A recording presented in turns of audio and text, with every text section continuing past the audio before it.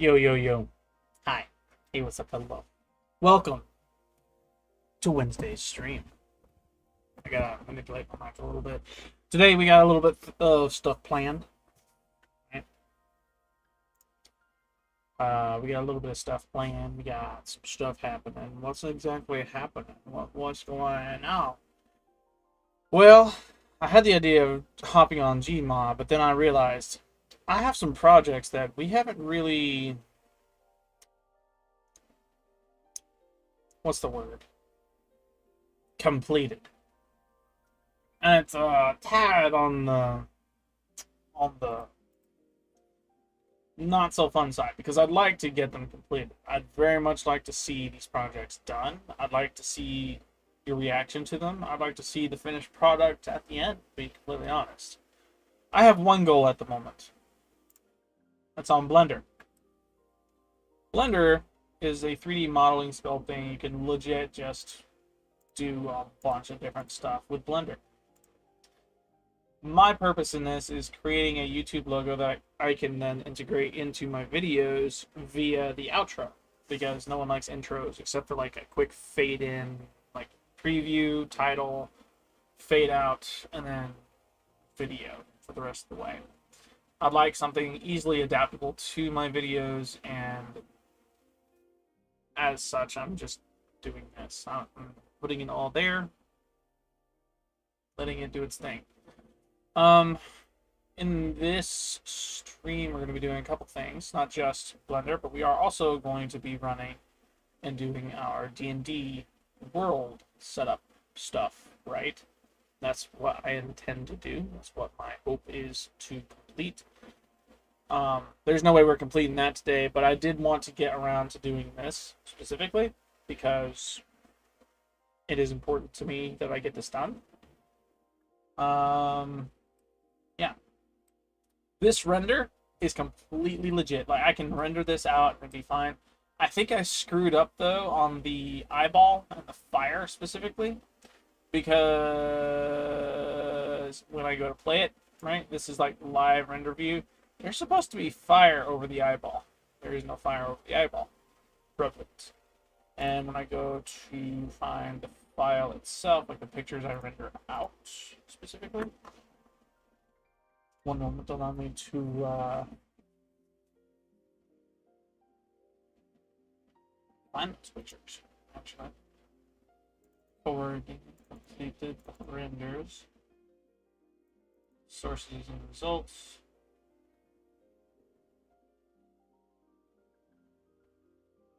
Okay. Render V1. This is the good stuff. This is the fire eyeball that I'm looking for. That says Photoshop. I don't want to open this in Photoshop. Yeah, I'm not subscribing back to Photoshop. Screw that.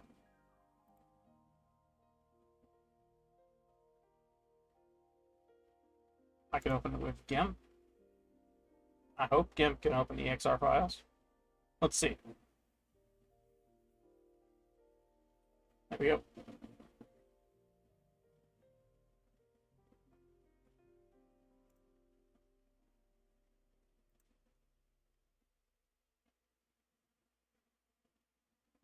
Oh.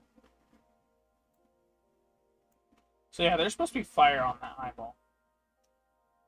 Yeah, let's go ahead and download that version of GIMP. I don't have it installed on this thing just yet. 3.0 soft store, yes. Which means I'm gonna close this now. Yeah, I don't need this. Hi Joe, how you doing? Okay, I'm gonna close out of that now because I don't need it. Boom. What the heck is this? Oh, this is the EXR on this version of GIMP. Okay. Opened all my relics through the night and got tons of prime junk. Wow. Crazy. That's, I mean, it's good for you. I hope you got some of what you needed. Shoot. I haven't touched my relics. Yesterday, I wanted to have more of a relaxing break day because of the atrocity that happened Monday on Org Plus. Wasn't very fun, and as a result, I needed to step away. The atrocity was I lost a lot of money on day trading, and it wasn't too bad. I mean, I get it's fake money, but my head needs to be in the game when it comes to actually doing that kind of thing. Um,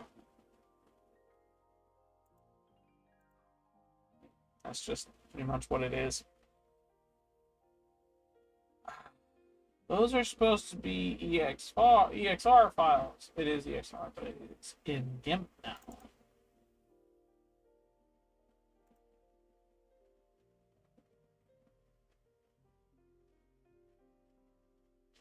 Okay. So yeah, there's supposed to be fire up and around this. Let me add a layer and then put something in the background. Maybe that's what's happening. New layer. Uh-huh. This layer I want to be put all the way in the back. So that's it. Blank space. I want this to be.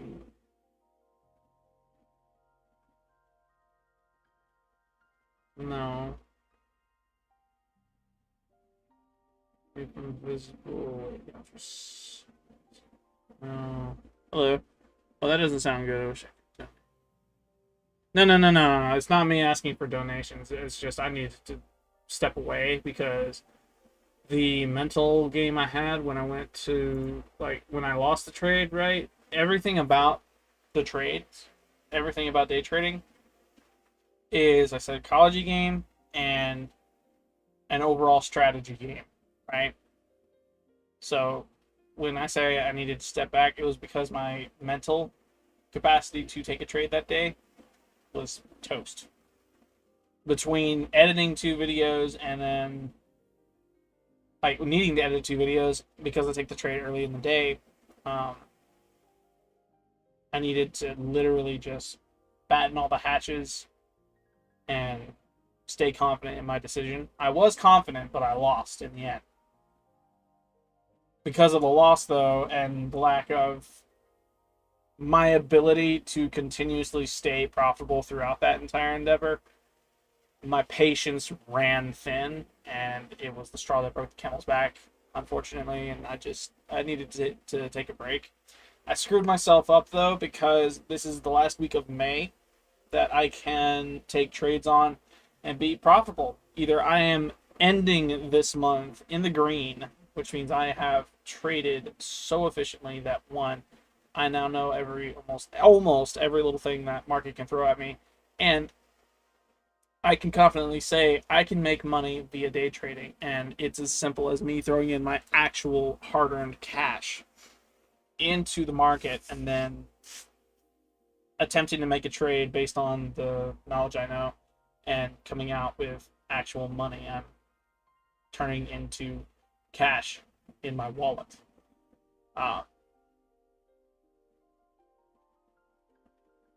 I need to be profitable for 3 months, which means I need to end in the green 3 months straight in order for me to say, okay, I'm confident enough to try real money now, right? If I don't end this week in the green, if I don't end this month in the green, I am more than likely going to have to reset. I'm not more than likely. I have to reset per the routine I'm on. I'll reset all of what I did to where I'm back to square one. Month one, I have to go 3 months consecutively in the green profitable. If after that 3rd month I can get green, that's when I can move on and start using real cash. But it's a learning process. It's something I gotta do. Yeah, I'm fine. All good. Right now, I'm more focused on Blender. This is my YouTube icon. I've been working. If you're not new, if you are a subscriber, a long-time subscriber of the Gaming Orb channel, you'll know that this was my intro. Same just for Orb Minus, right? This was my intro, and I don't think I did it for anything for Orb Plus recently. 3 months in the green, yeah, I have to say 3 months in the green. So this was my intro for the longest time. and I was proud of it. I worked on this intro for like 2 weeks, getting all the veins right on the eyeball, getting the iris the color I wanted, getting the crystal to be the shape it was. And the hardest part about this entire process was the fire around the eye. As you can see, it's invisible, right? It's simply put, it's invisible. That is, I think, supposed to be what is like that's supposed to be the way it is. Um, my problem was getting it to appear on an image in the background because the gaming orb specifically, I would take thumbnails from Google and then post it below, underneath this eyeball, so in the background, right, like all the way around this. And the goal, the purpose was to take, the purpose was to take the eyeball and the crystal and have it do its animation over the, what's it called? Over that background, that thumbnail, right? And then from that, it would do like a little animation. Hello, welcome to the video. And then from that, I could edit the actual eyeball within DaVinci Resolve, my editing software. And then from that, it would do its animation, fade out under some sound effects. And then from that, I could then move on to video. I quickly learned over the time that I have spent posting videos that no one likes the intro. No one likes the long, drawn-out 10-second intro that I put up. So I thought, okay, I spent a lot of time on this, and I thoroughly enjoy the progress I have made making this. I want to do something even more for it, and at the same time, continue to incorporate it in my videos without it being the intro. So I thought, okay, the outro. The outro was made on a trial version of DaVinci Resolve and I think Blender. I think I messed with Blender a little bit. I really don't know.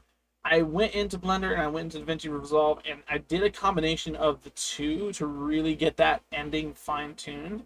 And my thought process was, okay, clouds. I have an eyeball with the crystal and the fire. My thought process was, it would be awesome to throw in a background of clouds, kind of like Black Ops 3's. You know what? I have an idea. Let me try and find that, because was it Black Ops 3 with the clouds, with the black stuff, with the blue beams shooting up and it like swirly? The picture I'm specifically talking about is that plane that would fly through the clouds, and then you'd have like an event horizon almost of just a valley of clouds with these blue beams shooting up through them with the black swirling around them, and it's just a plane in the middle of the screen. I don't know if it was a loading screen or not. I don't know if it was Black Ops 3. I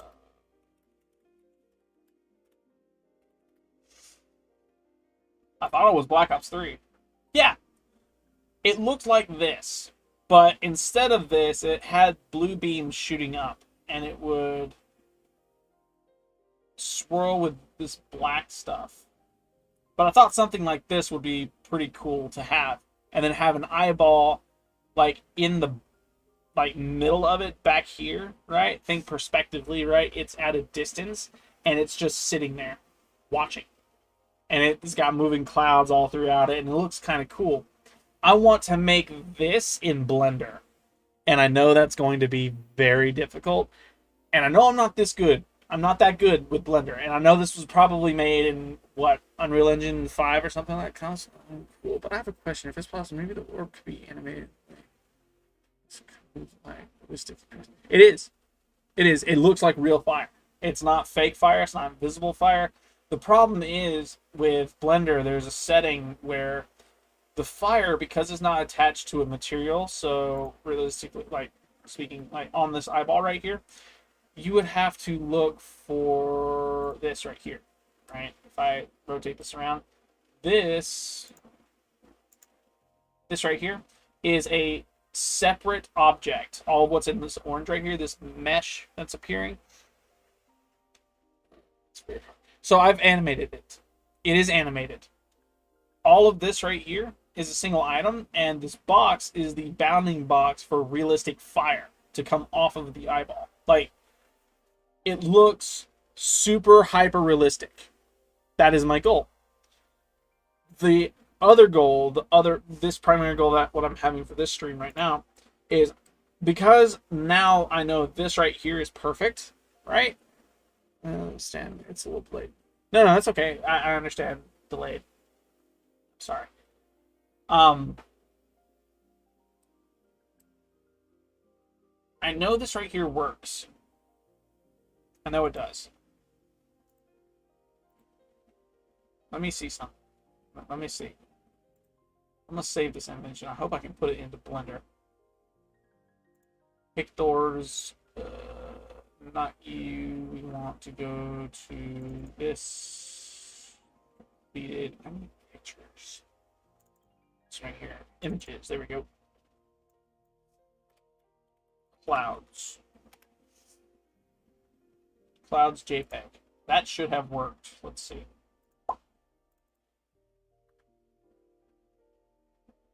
It did, right there. Good. We're gonna minimize this. We're going to take this. Boom. Boom. Yes. I'm gonna delete this layer. This I want below this. Okay. Something like this is what I'm after. Can I resize this?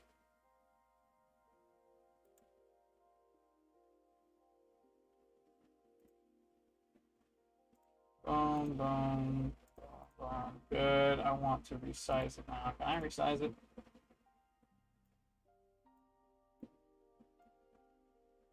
I don't know how to resize it in GIMP. I'm gonna have to learn that. Okay. But this is the general gist, right? I want to make this much larger. I want to make this a little bit smaller so that the perspective is this is like at a distance when you're looking at it and it's doing its thing, like animation style with the fire and everything. And then from this, I want the clouds to move, not pulsate, but you get the point. I want it to like move rapidly, but not out of frame. I want it to be a constant generation of clouds and it just roll over each other into the distance and forever continue in that distance, right? I'm not entirely sure how to do that. Gonna make an intro. No, it's an outro with better animations plus. Take it. Yeah. So the outro, the intro specifically, no one likes it. No one likes the intro at all.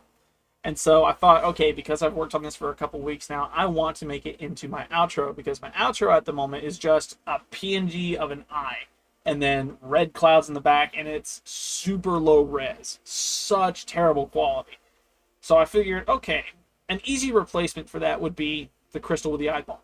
It would look amazing as the outro. And I wouldn't have to really cut anything out and manipulate anything like that. I could just throw it on, have it animate the way I want it to, and then from that, have like a bunch of like the options to go to different channels and the videos on that. Yeah, that's my current goal. That's what I'm trying to get to happen. I know you can't see GIMP. I know you can't. Allow me to see. I'm gonna have to do this. This is how I'm gonna have to do this. So, boom. Let's do this. Let's do this because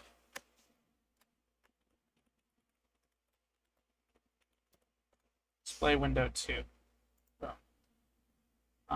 We're gonna do this. We're gonna add not application. It's not game capture. What is this one? This one is app window.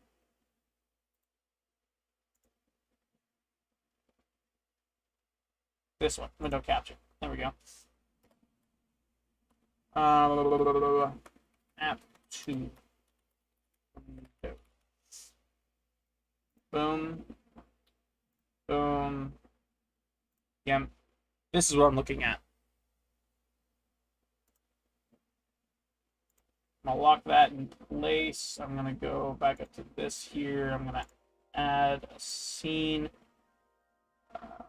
Display window 2, yes. Take this, shrink it by a lot. I'm gonna bring it to roughly that size there. Drag it up here. So now you can see it there. This is what I'm after. That image right there is what I'm after on GIMP specifically.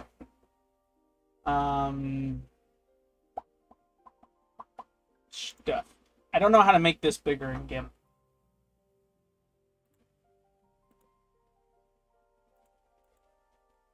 Scissors, foreground select. No.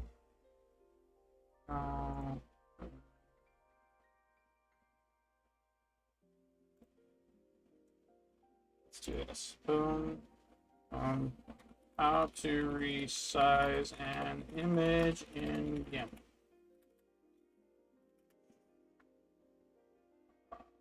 Scale. Image scale. So like this. This. Size. Yes. So it's not as simple as that. Control Z. Uh-oh. Go away. This one here, we want 0. Boom. 0. Yes. We want this right here to be 100. 100.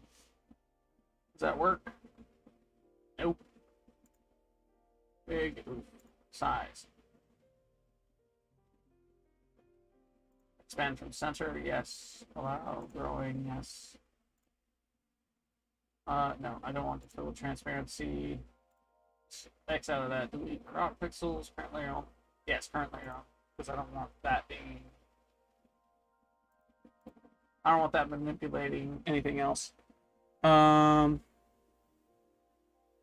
think that's cool. Ooh, I didn't realize when you switch your shot. Look.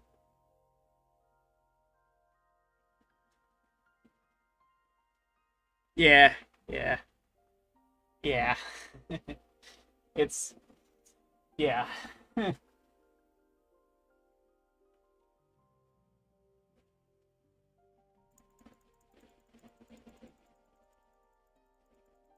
That's not changing anything.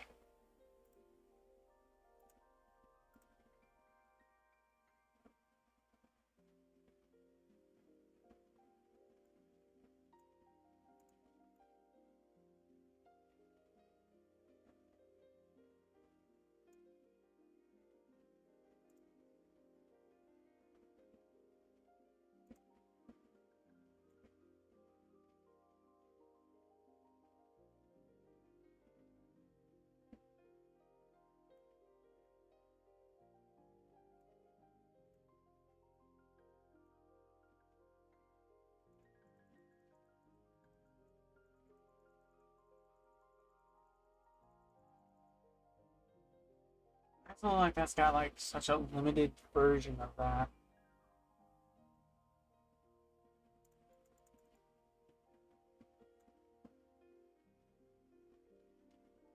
I'm gonna be honest, it's a little stormy on my end as well. So in the event, oh there it goes. Now it's working. I did something. Woo. There we go. I want to bring this down.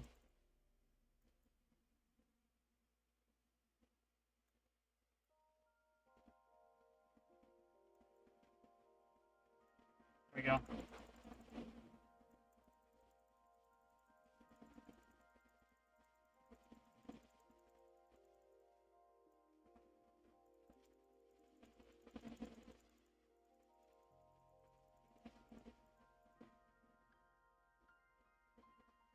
Again, this isn't really a cap. Like I don't want to copy this, but this is kind of what I want to do with my intro, with my outro specifically. Sorry. So what I'm gonna do is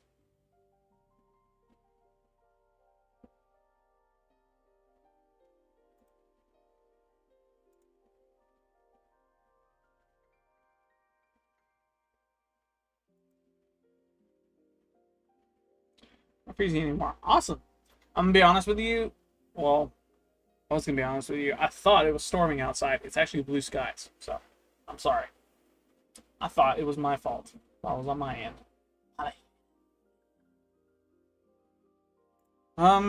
Did I mess up? I think I did.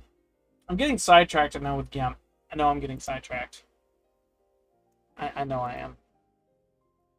I don't want to really manipulate that image any more than I have to. I'm going to minimize this. I'm going to go into this.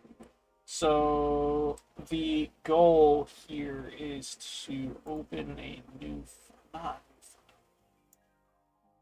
I'd like to create clouds within this without messing with the fire on that. So I need to open, yes, save that. I want to go to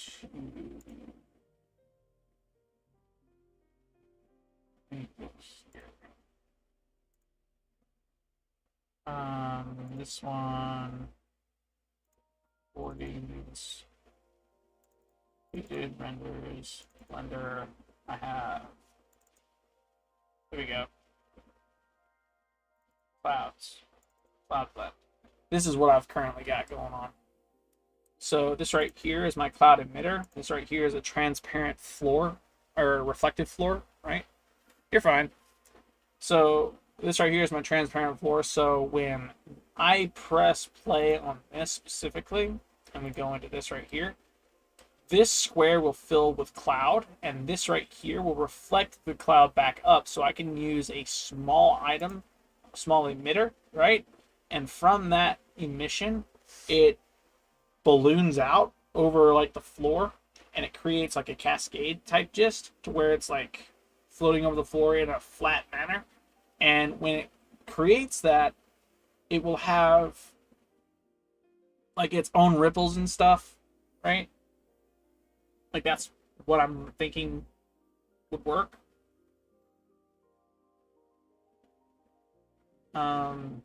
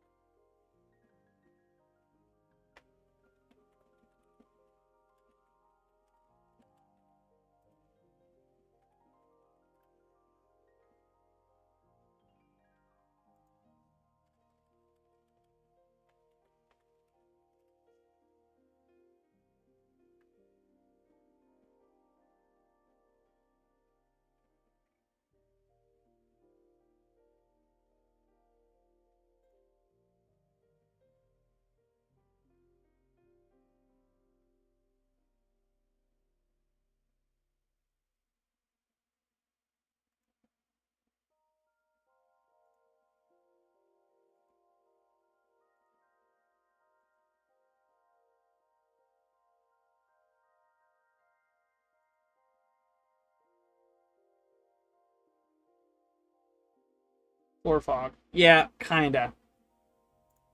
It'll generate floor fog, but it's when I'm done, I'll have created so many ridges and stuff within the bounding box for the cloud to really go through that floor then becomes mountainous, hillless, if you will. And from that, you'll see clouds forming not just from a flat surface, but over like a valley of sort, kind of like the GIMP picture, kind of like how this right here is like a bowl shape, right?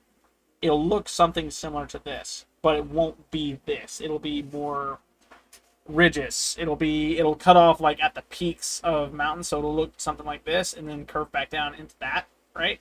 Same gist on the other side. It'll curve up, then go back down, and then it'll be just cloud over this.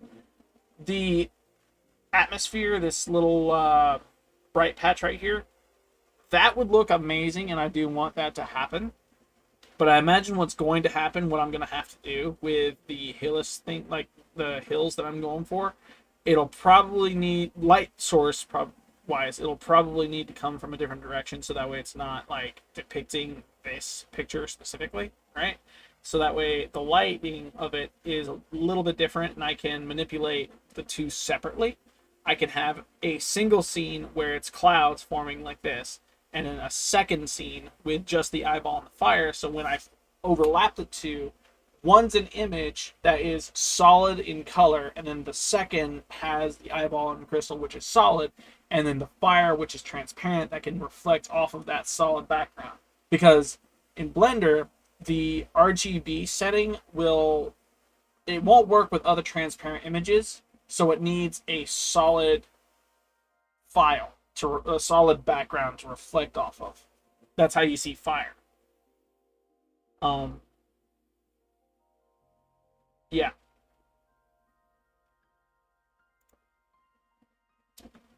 I'm looking at something that I could potentially use that I do want to use. I'm gonna try and download this. See if this works for me. Continue. Oh, I have to do that. That sucks. Anyway, let's do.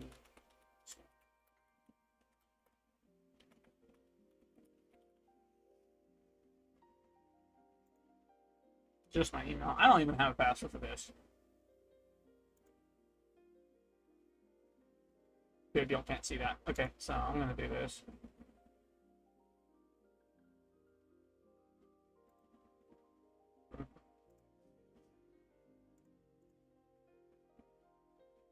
Sure.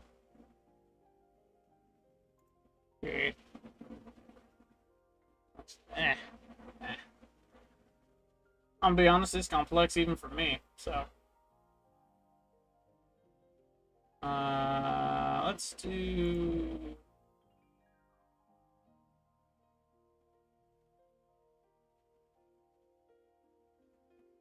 This.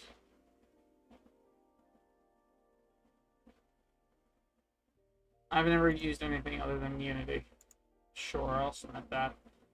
This is a thing. Yes. Close. I'd like to.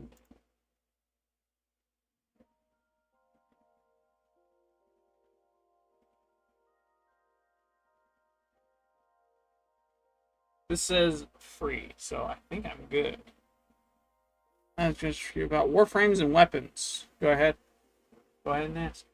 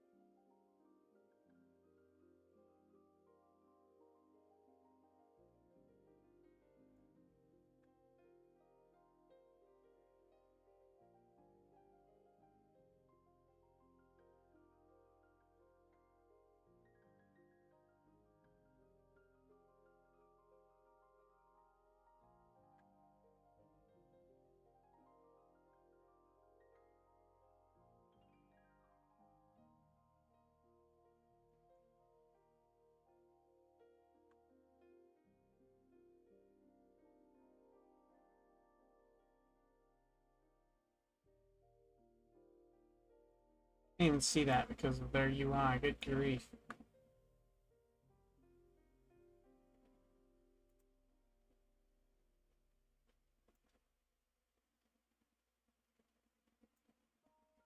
The site's UI is like super buggy. What the heck?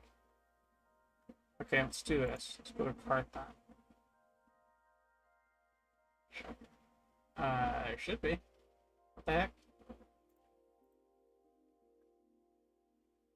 Uh-huh. Cool.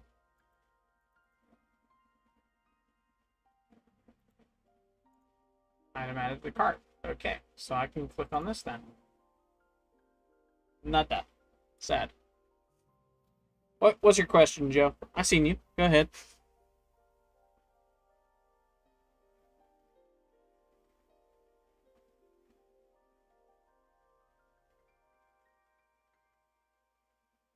So I thought it would be easy to do this, but it's looking like it's going to be a little bit more difficult. I'm going to disable this temporarily. because I'm not really using GIMP at the moment. I just got Valkyrie Prime infused Norkin Cell Tour and placed a lot of mods to it. More tank style armor, basically. Health is at 814, shields 305. Armor is 1139. Energy is 564. Strength level 9.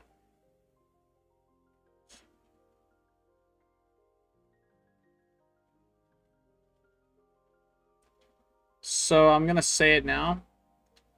Valkyrie is getting nuked.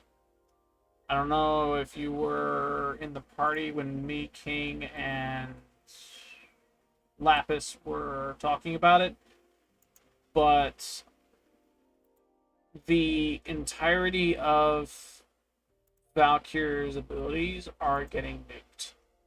Like, her 4 was immaculate the way it was. 45, range 145. So all of that looks good. There was a way you could build her for max, like you want max range and max strength on her, specifically. And with a little bit of efficiency so you can continuously keep your abilities up. The problem with Valkyrie now, though, is once she is nuked the way they're wanting to nuke her, right? Her abilities are going to be some of the worst in Warframe. Because you are now no longer invincible in your 4. Unlike where you were the other, like, before this upcoming update, right? You're invincible right now. After this update, you will no longer be invincible. Your damage is nerfed, your range is nerfed, and your efficiency is out the wazoo. Just completely out the window. They've added it to where you can... Nuke means bad. Yeah, bad. Nerf. Nuke, as in they are nuking and nerfing all of her abilities. Because the only good, like...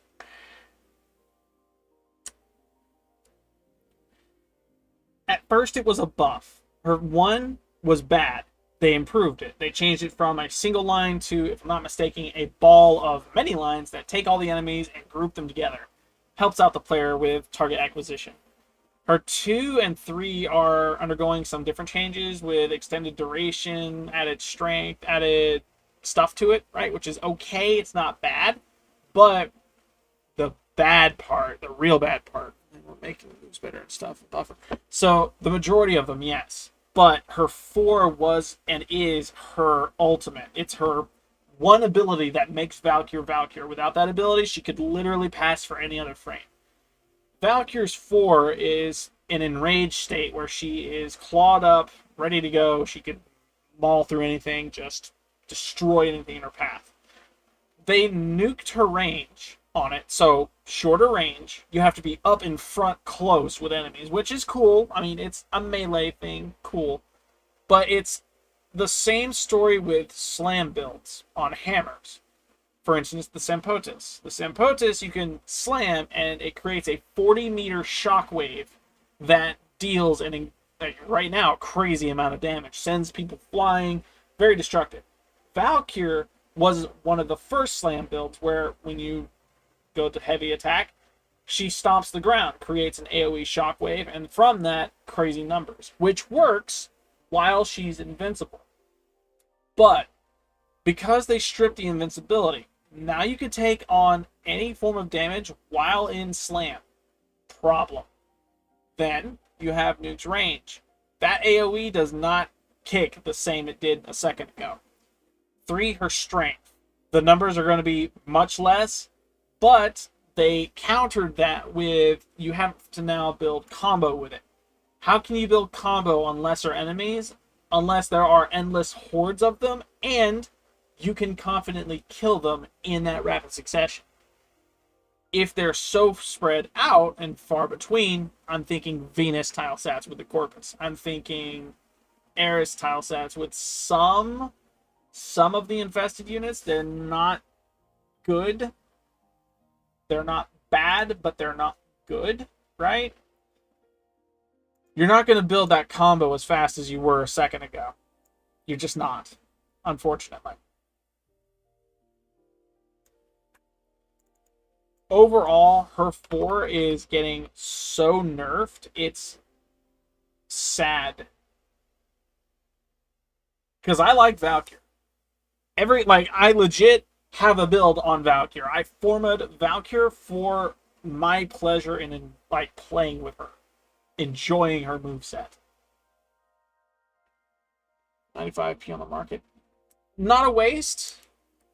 Not a waste because she is a prime and she is mastery.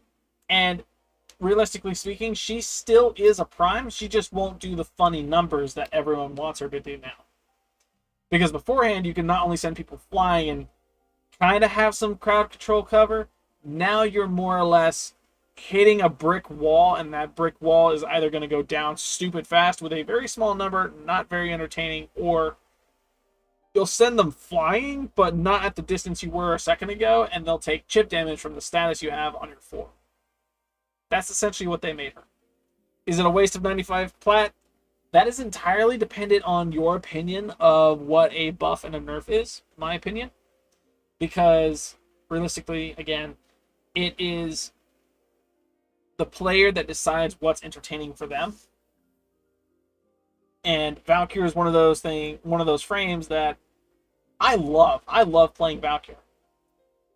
But because of the nerf, I don't know. That's just me.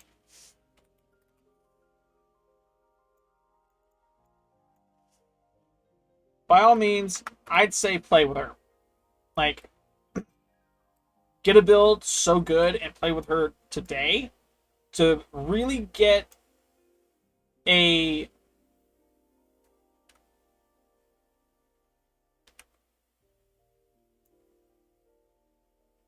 hold of understanding exactly what it is you're playing with. Sad. Last question. What's up? Go ahead. Control B. We're gonna back this out this way. We're gonna rotate you. How do I rotate? This one. The blue. We want to rotate you 90 degrees.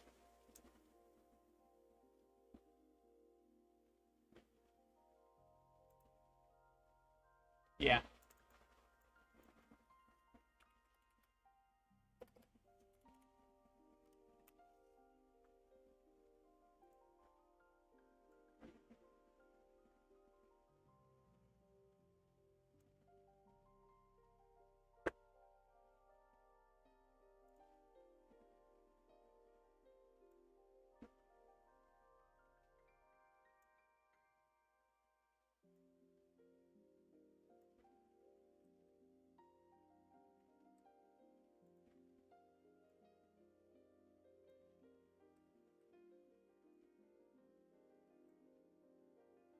Should I get Ivara Prime? Yes. Why? Because she is the spy frame at the moment.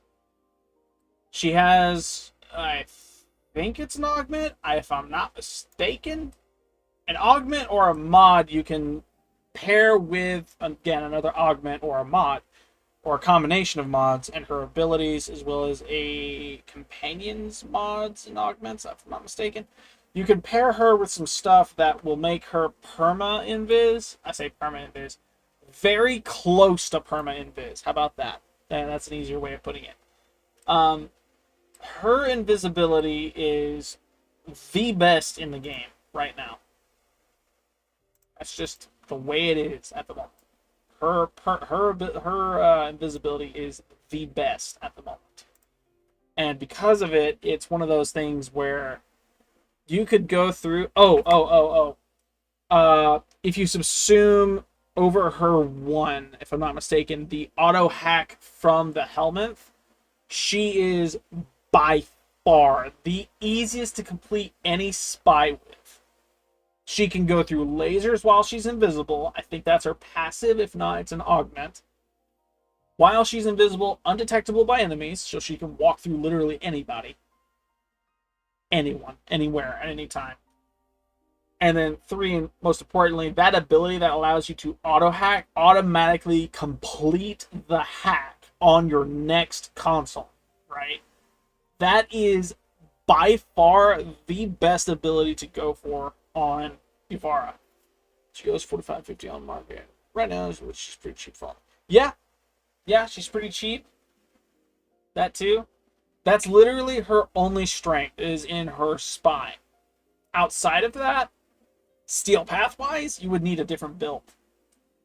It's entirely build dependent when it comes to Ivara, and there are some abilities on her that just are not worth using. Like other frames have the same kind of ability, and it's very much so apparent that it was meant to get subsumed over, and or if it were to be manipulated for your benefit in Steel Path or whatnot, you would need to really get into her and get her fine-tuned, get comfortable playing with her, or for that to be a frame worth using.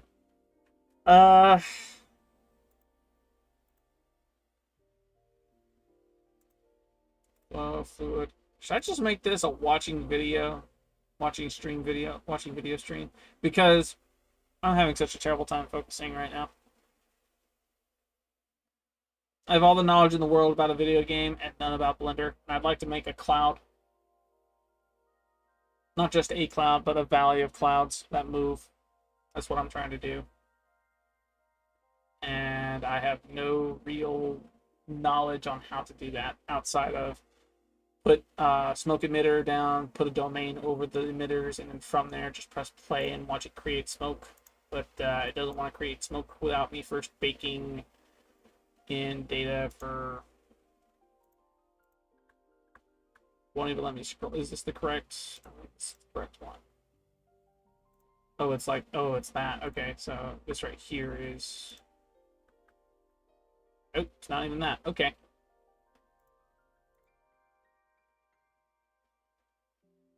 You're fine. You're good. You're not a distraction. Just trying to figure out how the heck to do this.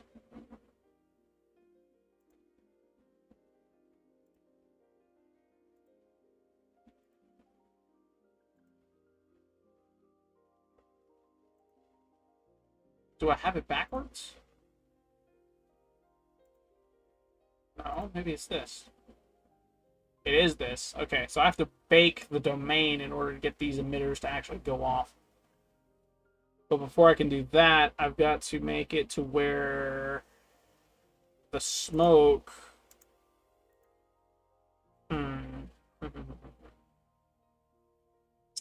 We're going to do this and close out of that. I'm on Google right now. I'm looking up how to do this because I don't know how to do this.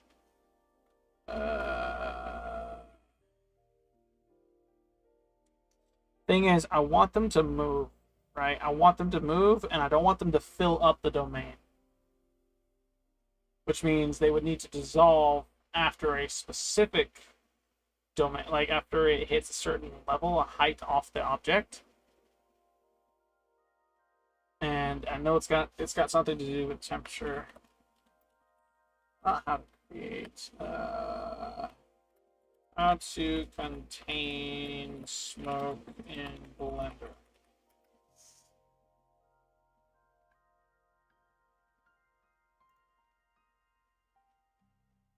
Smoke and properties. Okay, so it's right here.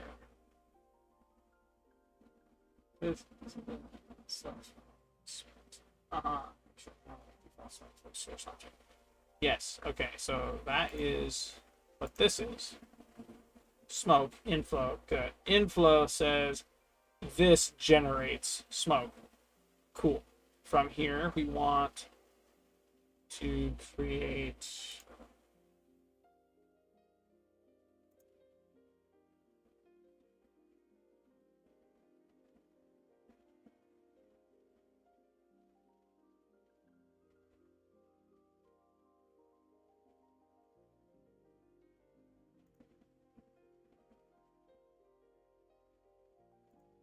cool. That's something yeah, that's kind of what I want to happen. The smoke does not change our effects in space.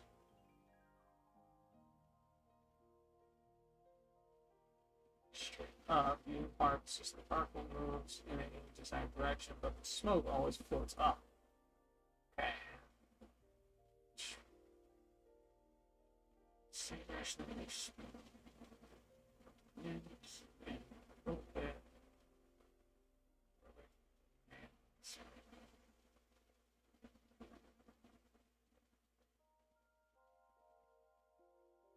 This was posted back in 2017.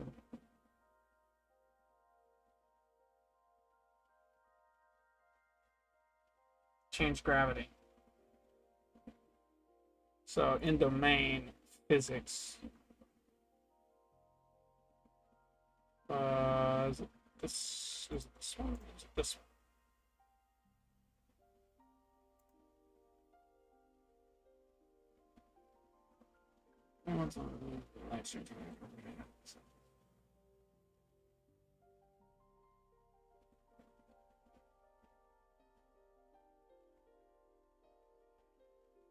If it's okay if we meet up, I have no problem with meeting up. I have no problem with that at all. I'm not gonna lie, I am not a people person. I am very much a loner. Oh, I just realized I have to change that. I knew I was forgetting something. I have no problem with meeting up. I have no doubt we're probably going to be good friends. Shoot, I imagine we're good friends now. Shoot, we friended up. We play Warframe together. That works. I've not met up with any of the other people I have made friends over the course of my time on Xbox, but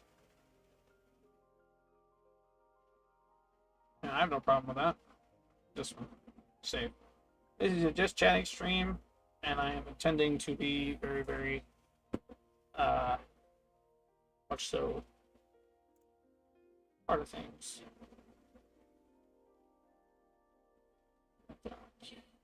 By that time, I'll be 30.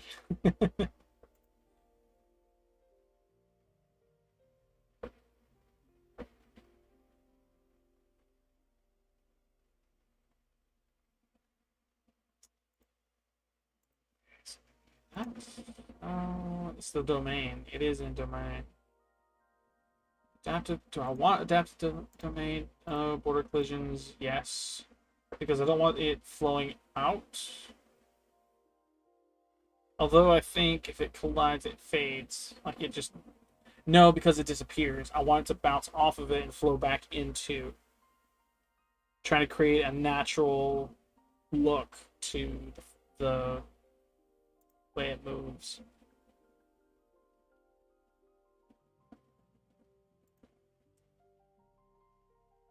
Yep.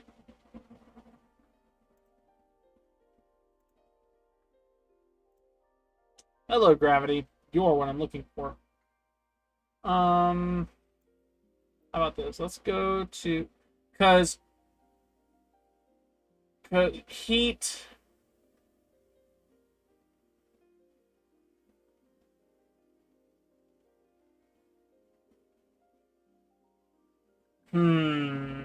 Okay. Okay. This is going to involve a lot of baking and retesting and baking and retesting and getting the fine-tuned points down because there's no real way of getting the simulation to work without having all the settings locked in, and then from that you can do stuff with it. Because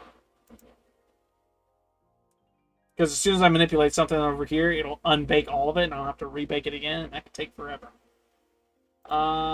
I do want to change this down to 120. No, because that would not work. Let's do 300 frames. Keep that simple. Let's go to our. Is it this one? No, it's this one. This one here. Where is? Yep, and 300. Good. Okay, good. We don't care about that. So I could bake that, but I don't want to do that just yet. That's good. That's good. Good there. We're using cycles and GPU. That's good. Okay, cool. So that works. I can bake all of this now. This will take. Oh, it won't take long at all. 300 frames is not long, which is good for us. If all is correct, all four of these should output a amount of smoke, and then from that, why are you rendering way more than you should?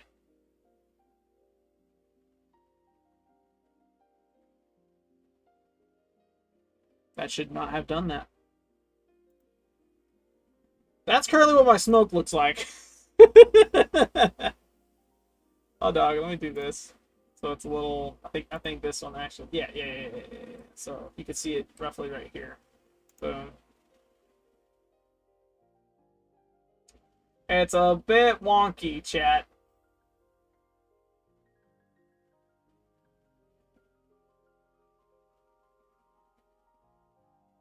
Just a bit. This said 6. Oh, that's why. That's why I did that. So now I have to. Yes, I'm 25, Joe. I don't see anything else. That's auto chat going off. I'm going to free all the data now. Now that that's set to 300, I need to figure out, because this is not the goal. Like, that was not the goal I wanted. I want smoke to flow, like produce itself, bounce off, and react the way smoke does. When it bounces off of something, heat rises, and as a result, it'll eventually rise, create its forms and flows and stuff. But I don't want the inner part of the smoke. Like, I want it to, like, different fields of gravity. And I feel like the only way to do that is with a force field, which you can add right here, right? You can add force field, force wind, or something else to keep a section of an emitter down while the sides puff out, hit the sides, and continue to rise the way it's supposed to. The end result will be not a valley or a canyon of smoke, but a flat surface that is controlled, wavy, so smoke at a base, and then from that, emission of smoke at a V shape, right?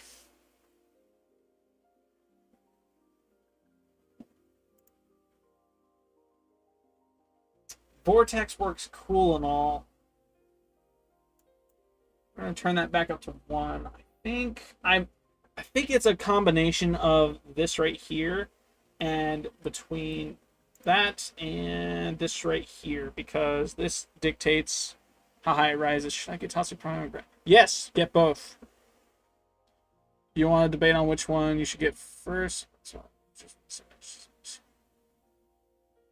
Great. Okay, so yes, get. Graham's going to be the harder of the two because Tatsu was out earlier this year. So I would advise hunting down Tatsu first. It will be cheaper for you. Graham's going to be a lot more expensive. And I got to say, Graham is a learning curve and a style choice. Tatsu is 10 times quicker, but Graham is a 10 times stronger box stick. Not going to lie. I'd like to manipulate all of these at once. Good. There is a rule with surface.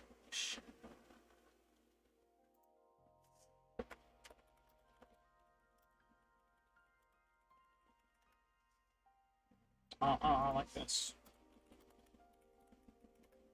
There we go. Increase flow of smoke. There we go. I have a scene. Should have lost. Okay, so increase the flow, generate smoke.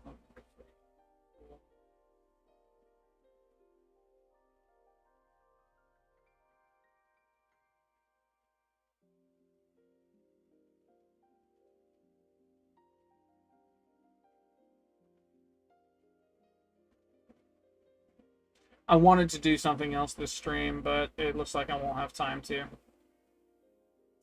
Because I really want to get this to work the way I want it to, and I think what's going to happen is I'm going to have this kind of done, but I'm not going to have it where... Because I've got 3 hours, right? I've been recording for an hour and streaming for an hour.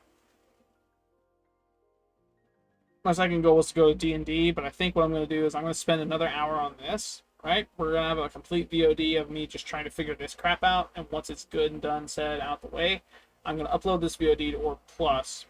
Like both VODs from this stream are gonna go to Orb Plus, not Orb's Vault, so stay tuned for that, right?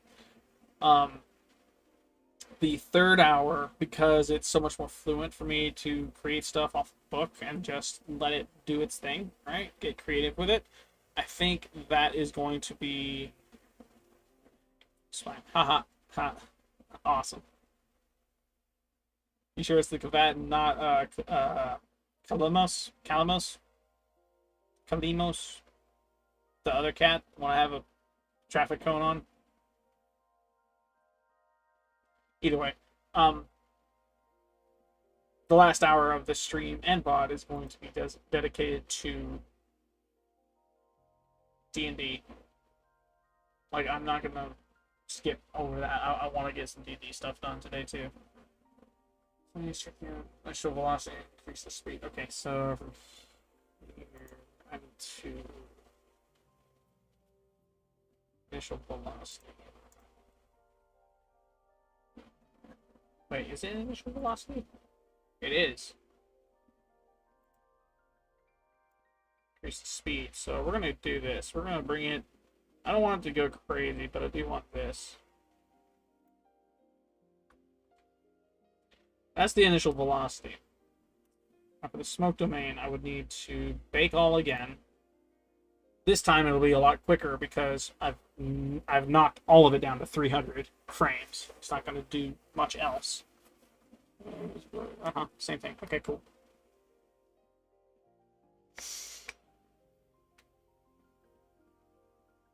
I'm slowly learning Blender. I'm fairly new.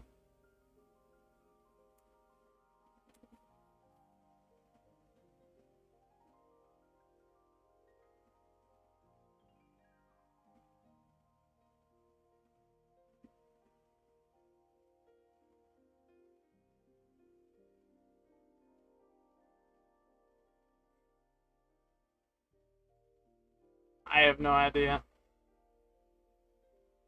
If you have me on Discord, you could probably send me a screenshot. That'd be interesting to look at.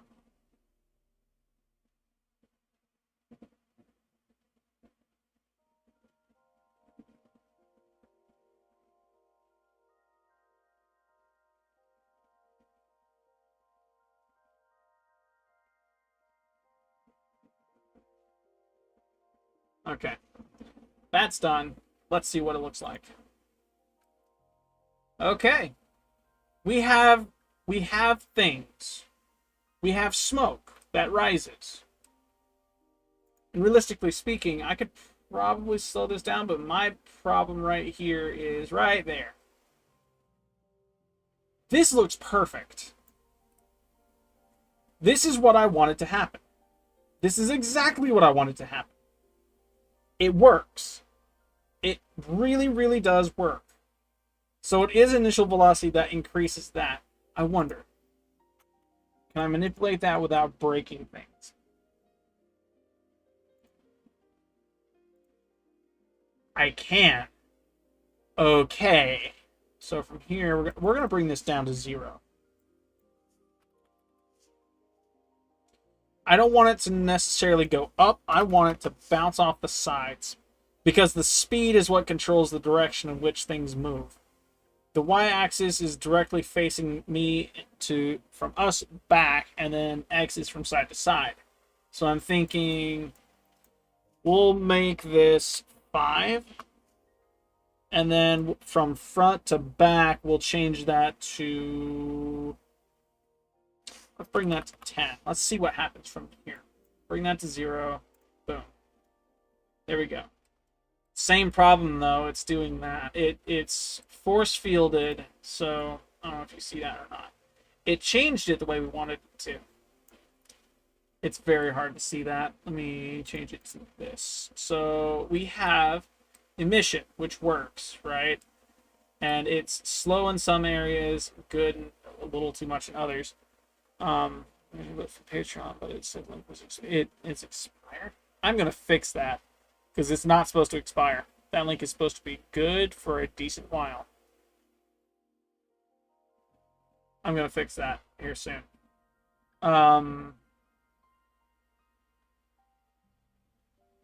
There's a place I have it that should still be available. Should be.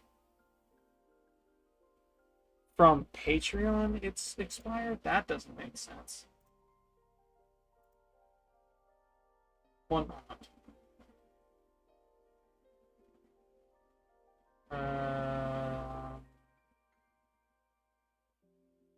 Ability. Chance.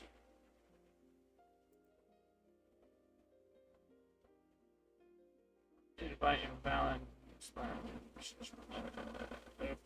Okay. Let's do this then.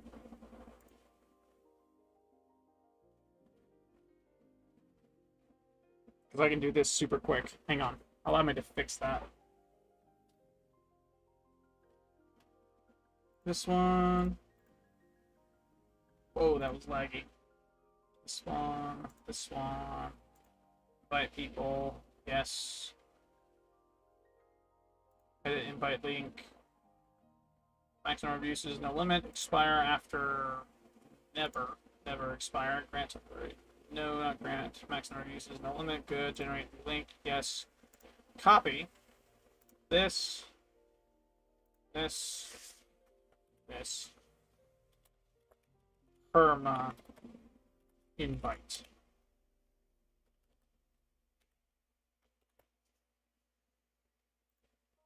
There you go. Same place, different link. I'm actually going to delete this. Boom.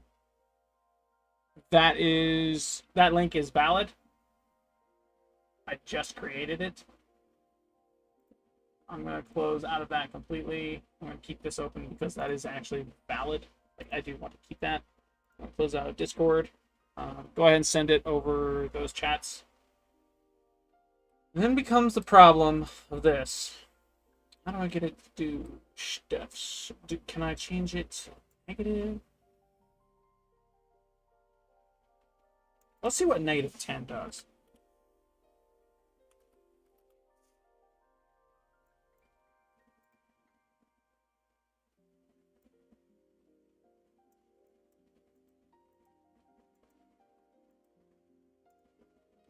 Because this looks good, and it does look like it's doing its thing.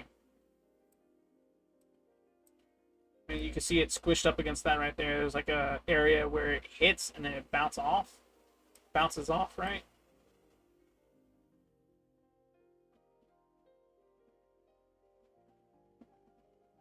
I think it produces a little too much. So what I'm going to do is I'm going to bring this down to like 0.5. Good. See what it does now. It's still like...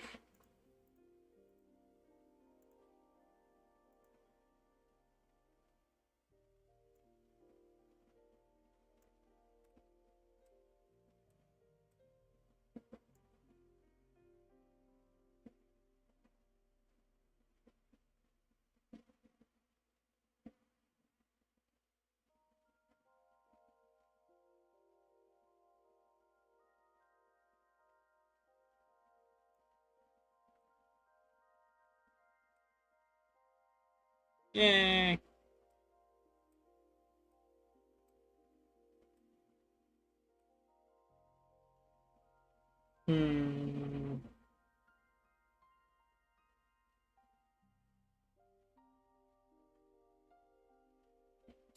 I want it to fade. I don't want it to glide off of that. So I think what I have to do is on the domain itself, I have to change the collision.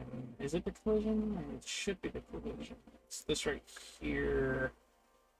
Border collisions. It should not collide with the top. It should actually fade out of the top. It'll fly up to the top, but it won't do that. So I think what needs to happen is I need to press adaptive domain, probably. I'm going to free all of this. I'm going to throw on adaptive domain so it sits there and changes, which works.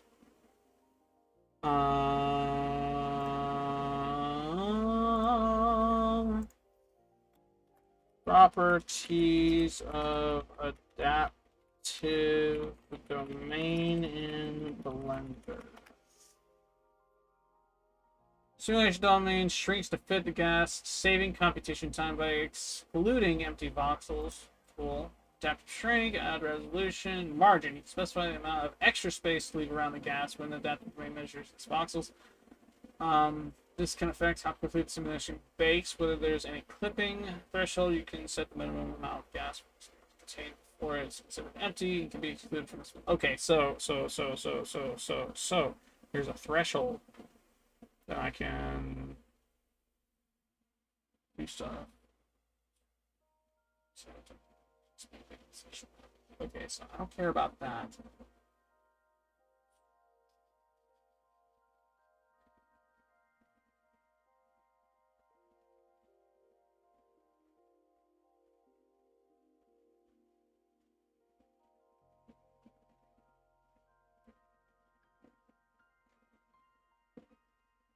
I'm not on Discord right now, so I'll be there in a moment.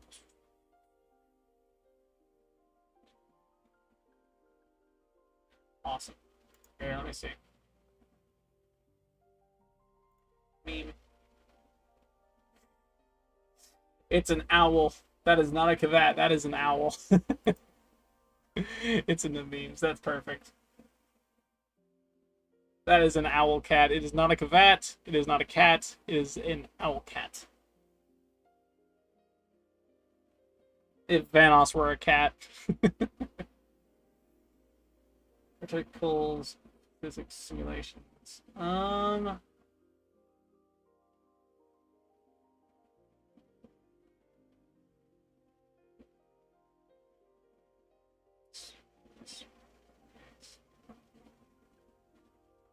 Maybe that's what I'm messing up. I like what that just said.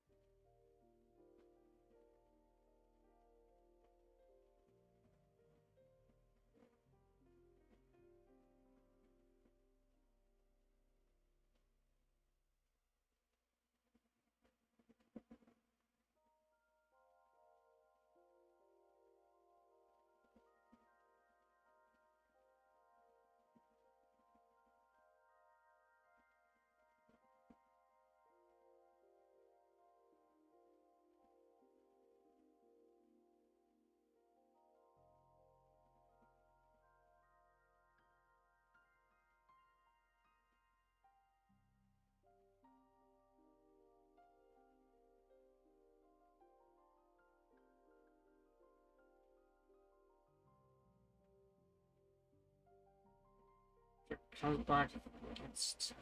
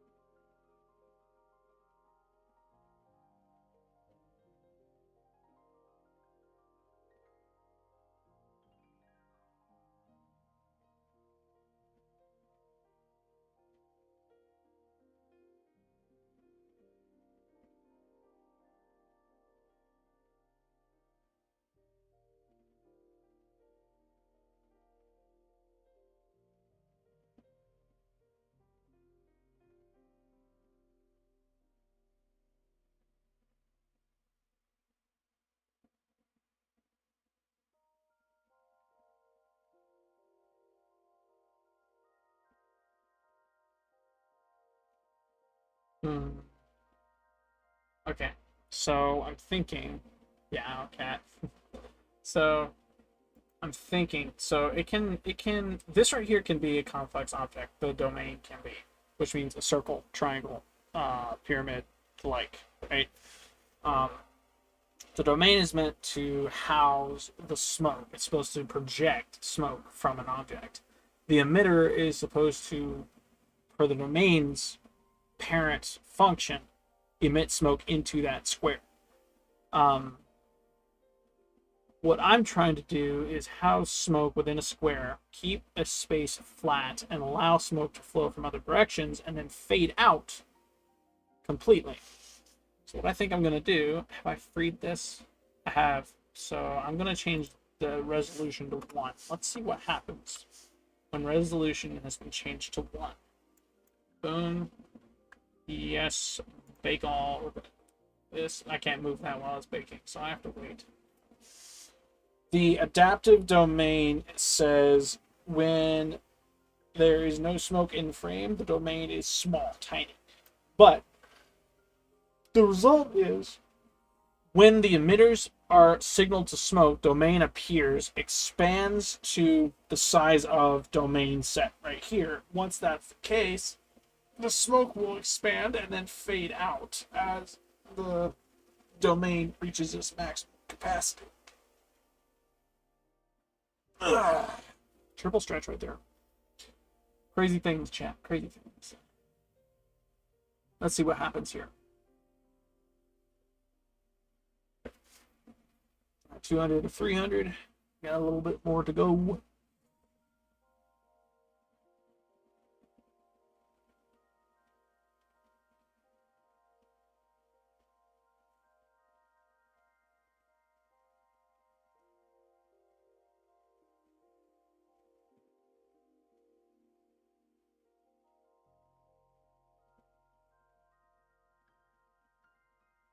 Okay.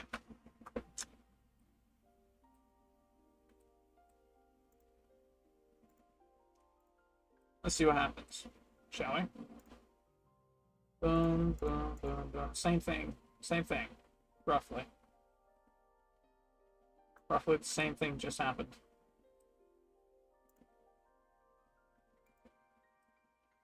Except smoke is fading. You can see it right there. It is fading.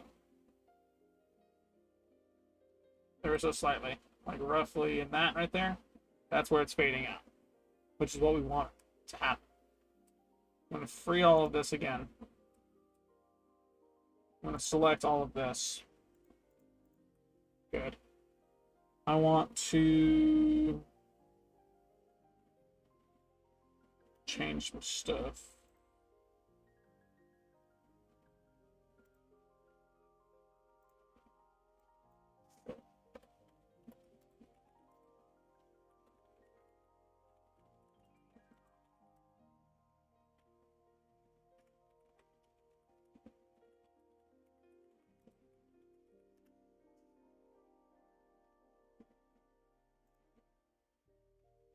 Reduce emission string.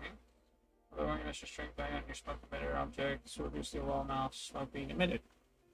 So on the emitter, smoke, this, boom, surface emission. That's at 0.5. Let's change to 0.1.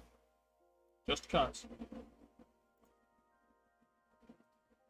Heat instead of density. Instead of using density for an emission source, instead of using heat, this can create more natural look for explosions. I'm not after explosions.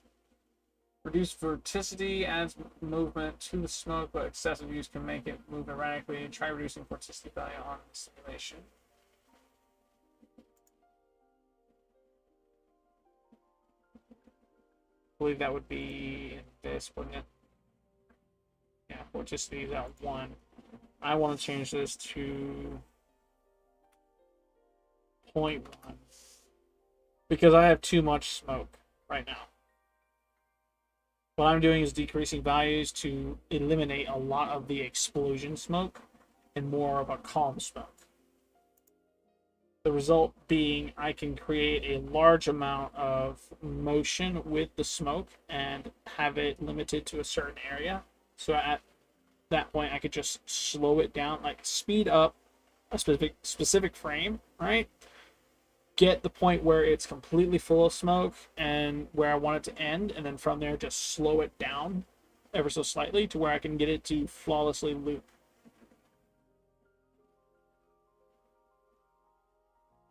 Any in the game. Ribbons are ribbons. They're random wild cards. You can stick it on a Rubico and it'll probably open up for any other thing, to be honest.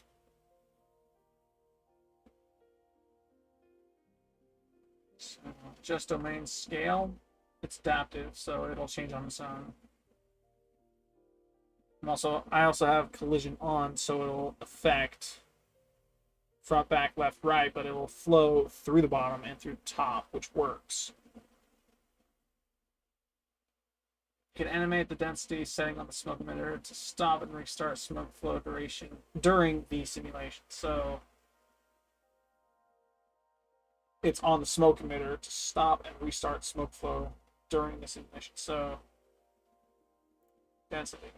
Boom. Boom. Boom, boom, boom. Good. Density.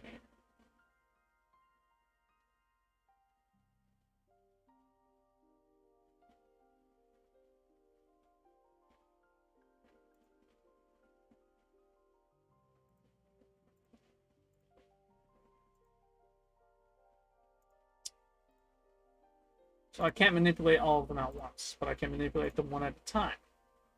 That's also a thing that needs to happen. 5, 10, negative 10. 5, 10, negative 10. Yeah. Such is Warframe. I move that to 0.1. This is going to 0.1. 0.1. 5, 10, negative 10. Good. And this one right here. 0.1. 5. Not 50. 10. Negative 10. Good. Okay. From here, there should be a massive change now. There should be a massive change. And what I'm going to do is, let's do this. It collides with the front, flows out the back. It hits right and left and hits the bottom. I don't want it to hit the bottom. I want it to fade out of the bottom, which works for me. With that being the case, this is controlling of the domain. It'll expand. Let's bake all this. See what it does. That should have changed a lot, because we changed it on the 1 and we saw the change. We saw the difference in it. The speed at which it comes in and out and fades away should be changed drastically now. And it shouldn't be locked to a flat surface.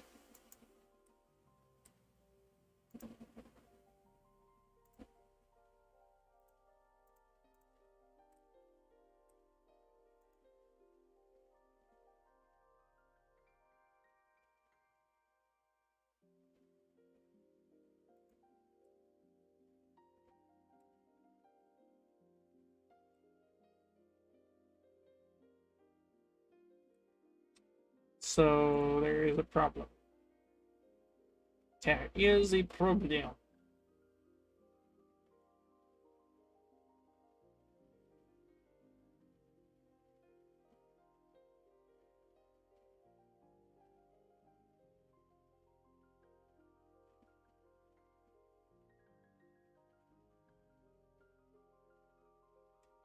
I think because I changed this to a 0.1, I think that results in a problem. Let's change this to 1. Do that for all of it.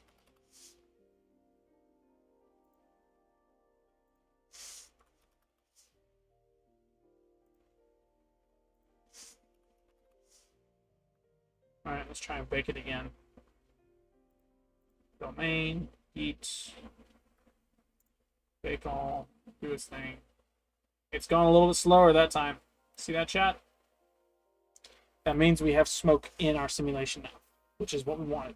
So I can't change surface emission, but I can change the velocity, the density, and the gravity of it all via the emitter outside of the domain. Let's see what it does. It's taking a little bit longer than expected, which is good. The goal is this. You can't see that. The goal is something like this, something akin to this, with fire over the eye. We gotta get fire on it, otherwise it's not worth it.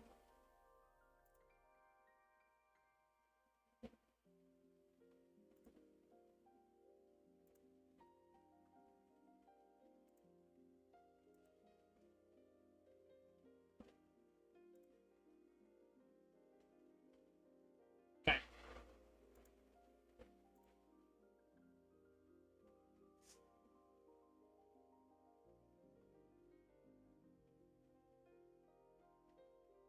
Let's see.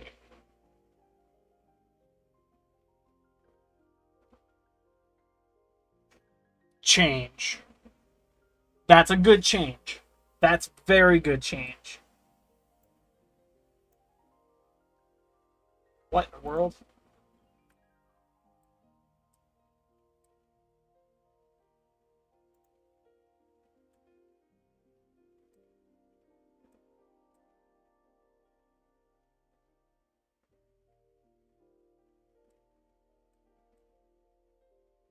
Okay.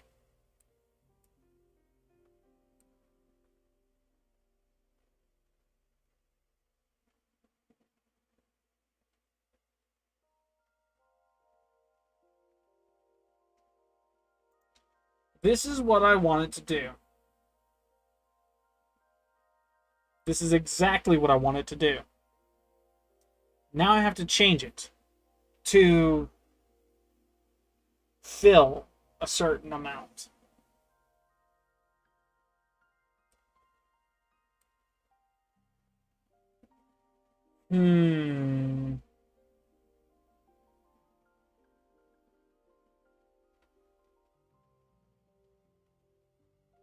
I could change the shape of each of the emitters.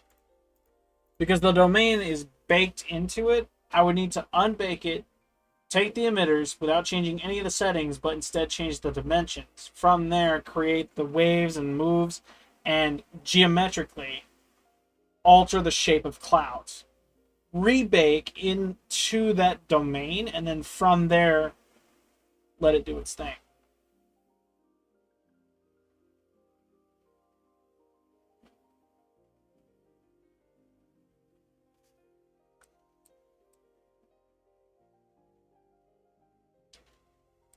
It is no longer bouncing off of the bottom. Instead, it's hitting it and then cutting off of it. The adaptive domain, I think, works with it quite well.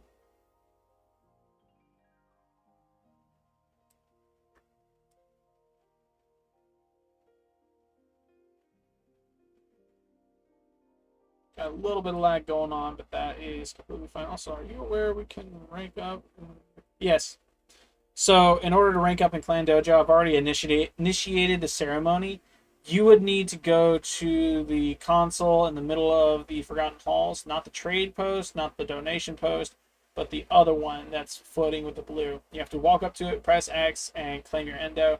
We need a specific number of members to do that, and from that, we will become from rank 10 to rank 11 in the dojo. We could also go up in clan tier, but I'm not willing to do that just yet, because if we do, it will cost more to do the pigment research, and the pigments are our colors within the dojo that can pretty much do that. We want to keep that cheap so we can get the pigments as fast as possible, after which we can then move on to the clan tiers, the clan rank, just getting members in and all that fun jazz. It'll also make it a little bit more difficult for you and King to decorate stuff, because it ups the price of decorations being placed in the dojo and crafted, making them a solid piece, right? Yeah, so 8 more days to do that. Yeah. Yeah, you gotta be a member for a little while. There are a bunch of members that I can honestly message and say, hey, you might want to claim your endo before it's too late, because we need 15 people to do that. And we have 15 people in the clan, but getting them online and actually having them play Warframe long enough to press X on a single console without being distracted, kind of a little difficult. Just a little bit. I'm not one for pulling teeth, and frankly, it's been like that for the past little while. If people want free endo, they know where to get it. If not, oh well.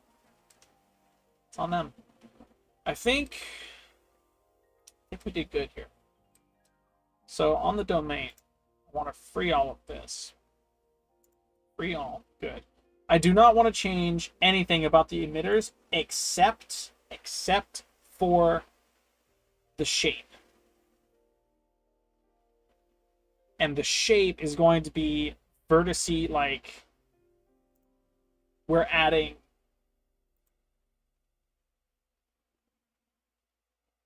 specific stuff.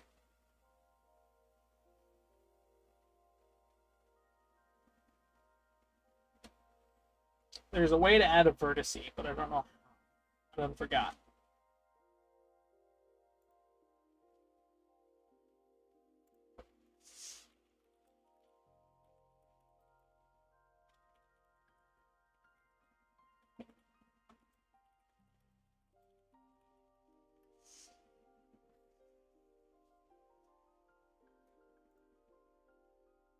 You'll first need to be in edit mode, then add a vertex by either selecting an edge or subdividing it, or by using add vertex feature with control right click.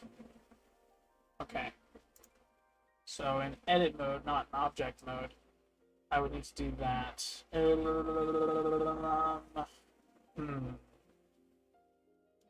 Because that's where this is going to be. I need to change this here to here. Boom. Take this, I'm going to take this and angle it like this, because this is where I want it to be, right? What I'm going to do is upscale it, like this here, boom. I want to do the same thing with this. I want to bring this up. What's this height at? It is, let's do this. Let's make this an even number, 25. Not 250.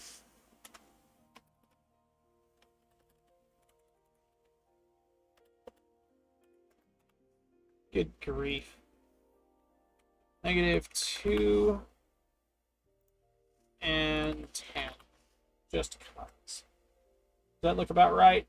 Yeah, that looks about right. From here, boom, we're going to do the same thing. What's this? -25, -2, so -25. That is incorrect. We would need 30. Yep. We would need -2, not 20. Good. What's this other one? 10. Boom. 10. Good. And we have it rotated. Let's make this 25. We change that to -0.01. And 90 degrees. We're not going to change that scale. Let's keep this an even number. 10. Because it needs to be a valley with a floor, I'm going to delete this one. I want to delete this one. Can I delete this one? Thank you. I'm going to drag this one over here. Good. And I want to expand it. I want to change the scale from this to this. Is that too big? That is too big. 20? That's still too big. Okay, 15 then.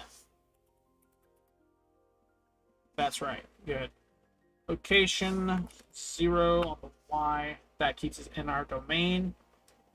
And location on the X. Centered. Good. The only thing that's changed is the Z, and it's set to 5, which works. We actually don't want that to be 5. We want that to be 1. 10, 1. Good. We're going to lock the position of this one because we don't want it to change. We're going to lock the scale of it as well. This is our floor of smoke. We're going to change the direction of which the smoke moves throughout this. Keep it simple, right?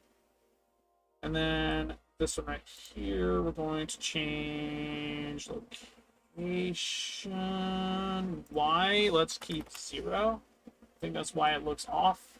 Yep. We're going to lock that into position. Yeah, we're going to lock that into position. The center of that object is going to stay there. X, yes, we're going to keep the same. Y, the height. We're going to keep the same. Scaling, we want to keep manipulatable, right? We do not want to rotate this. We're going to keep this 0. Lock the rotation. Good.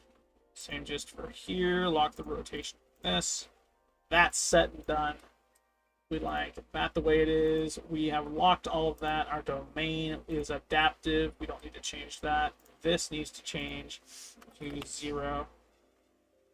Let's do the same thing with this. We have 10 on that. We have 2 on that. Same thing over here. We have to go the opposite direction. So 10 on this, 10 on this. No, not 10. Is it 10? It is 10. It's because it's at an angle. 2, and then we need -2 on this. -2, not 20. That should have changed scale. It did change scale. I'm looking at rotation, thinking that's the same thing. Rotation, or scale is good. I'm not changing the scale of it. Actually, we have to keep that unlocked, because that's going to be a thing later. Rotation's changed, though. 25. Incorrect. -25. That's correct. 90, 25, good, yes. Lock rotation, good. Scale, location specifically. That is 25. So now they are equidistant from the sides, which works for me. That looks about right. We're going to lock the rotation. We're going to lock that as, what is it, 10? Yep, 10, 25, 25, -90, 25, good. Yes, good. Lock all of that. Done. This is good. That's good.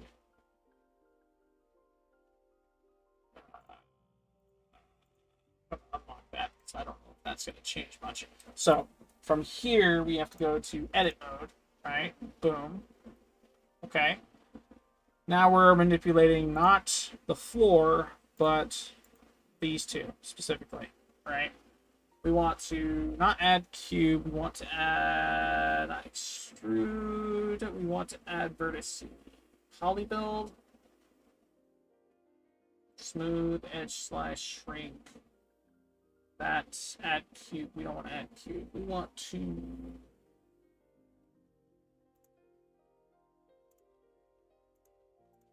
not poly.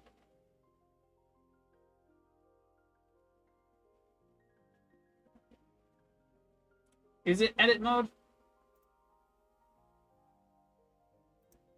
It's sculpt.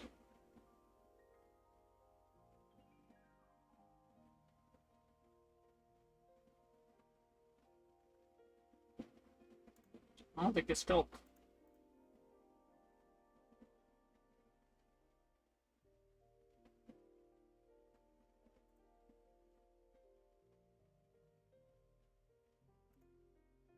Nope.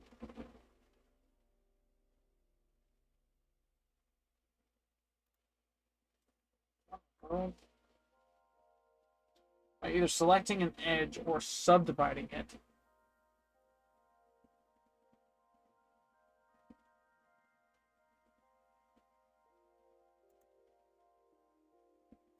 So on this specifically, control, right stick.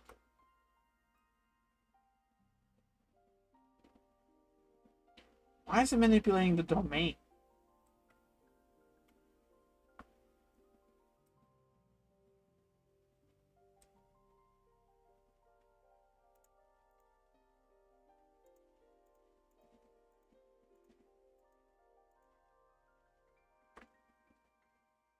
Ooh, good pop.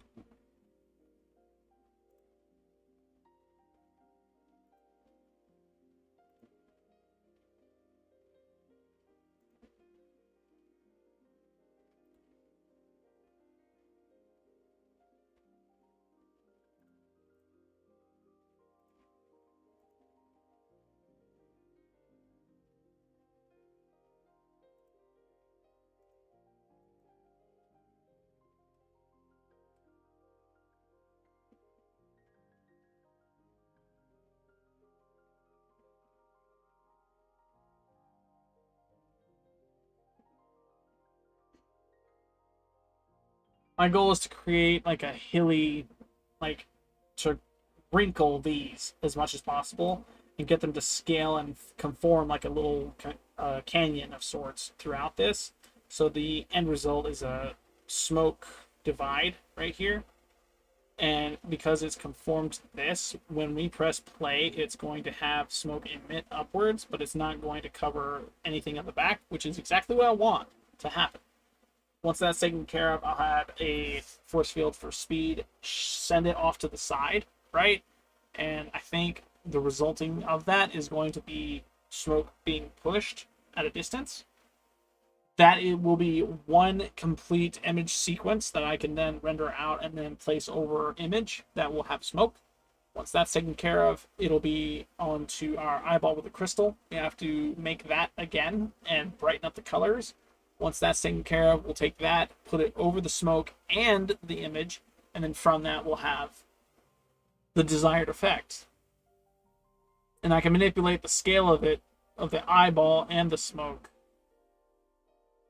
at a later time through a video editing software versus in Blender. I think that works. I think it works. Let me know if it works down in the comments. It is 3:42. We're almost done streaming, chat. We've been streaming Blender for a while now, and I'm glad I've made progress on it. I think I've made some decent progress on this. I'm proud of myself. I'm doing good, and I'm actually like taking the time and brain and effort to learn this to get it the way I want it to. I am gonna say though, I am missing out on some stuff because I want to add a vertice. I want to add like a point that I can grab, move, and then do stuff with, right? Because I know if I do this right here, click this, and then just like there's supposed to be something I do here that says move one way or another. Okay. I'd like to create a new shape. Don't know how.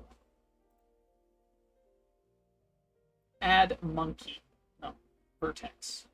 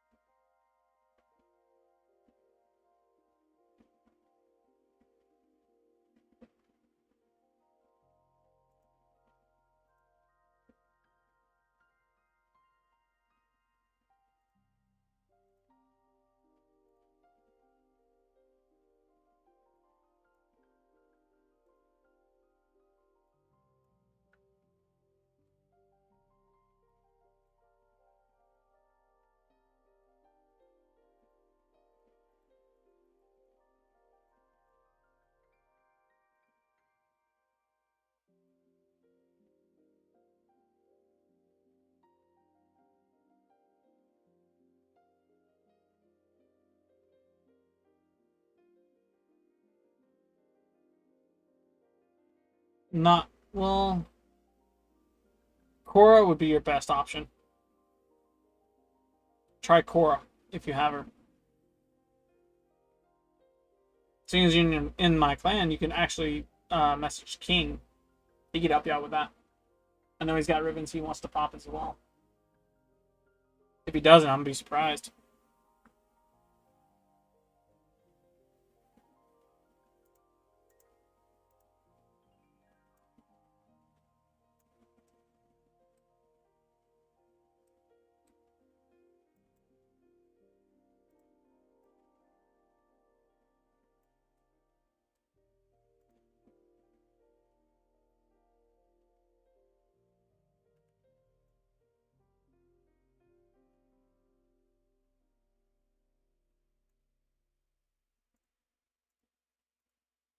Learning, chat. I'm learning. Look at me. I is learning.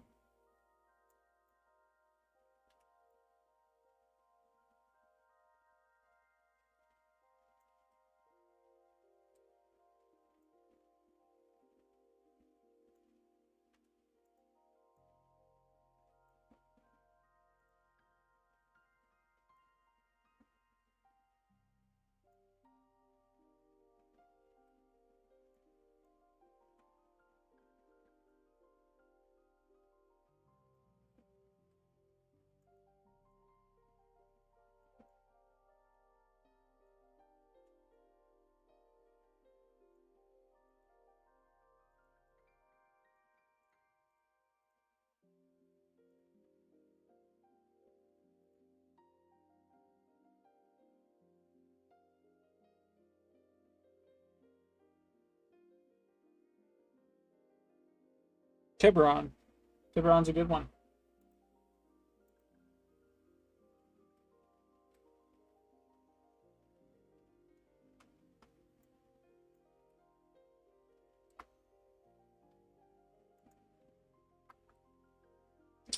So I don't want to do that very often.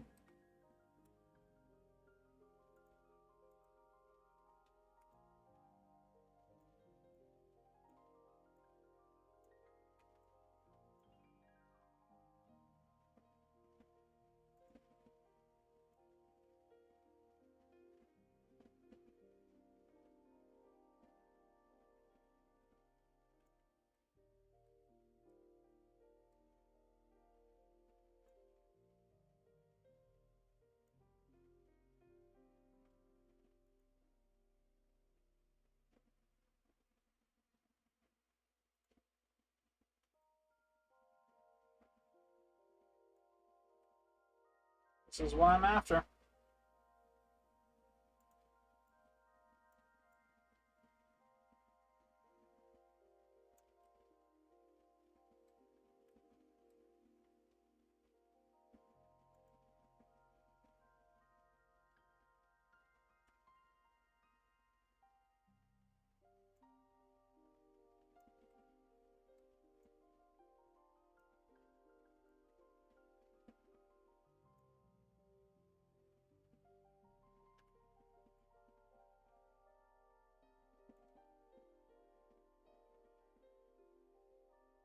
Yeah, put the room, but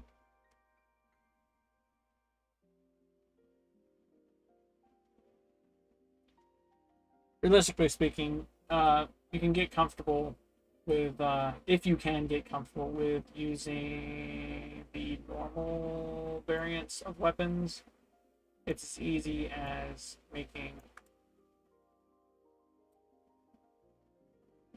It'll make your life easier if you get comfortable with that first.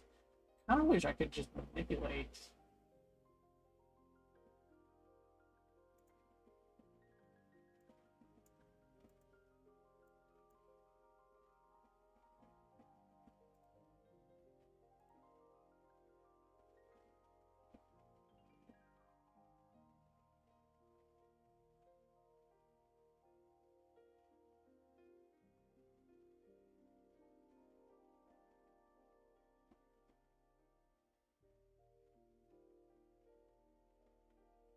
I think I messed up.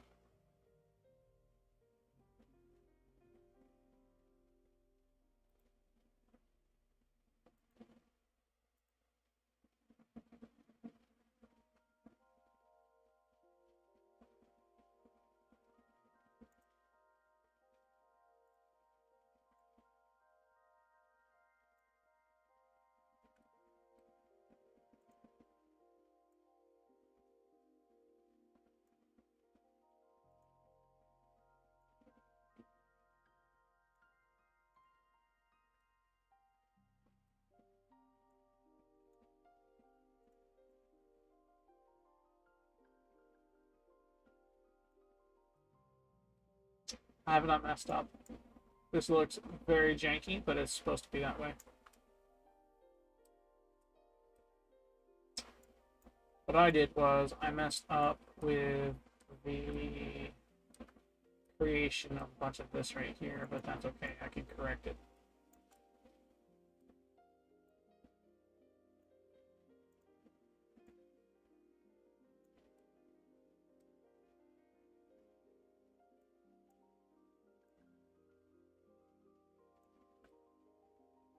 think I've created too many vertices.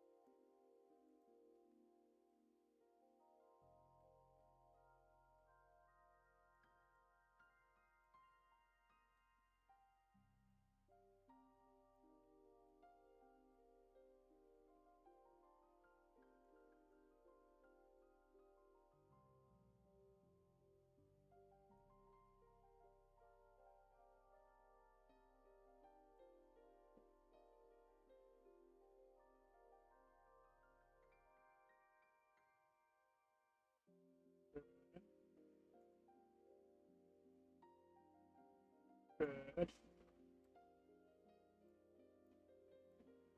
I know this is gonna look extremely janky, but that's what it's supposed to be.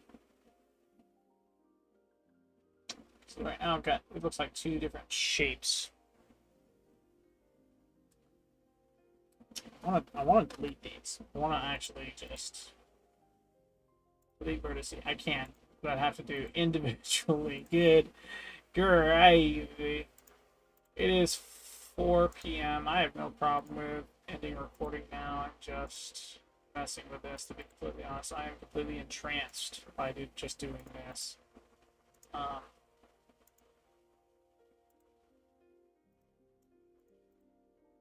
know it's a bad thing for me to do this.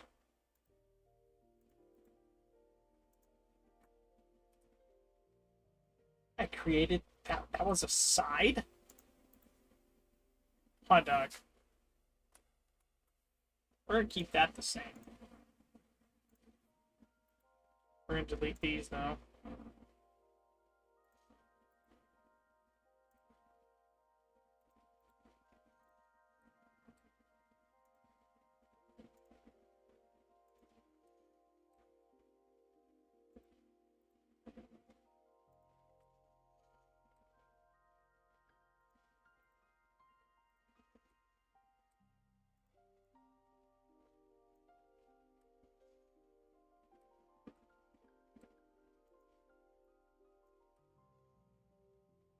This is what I wanted to do. I wanted to take this and I want to like add different vertices to this, right? And then from that, I get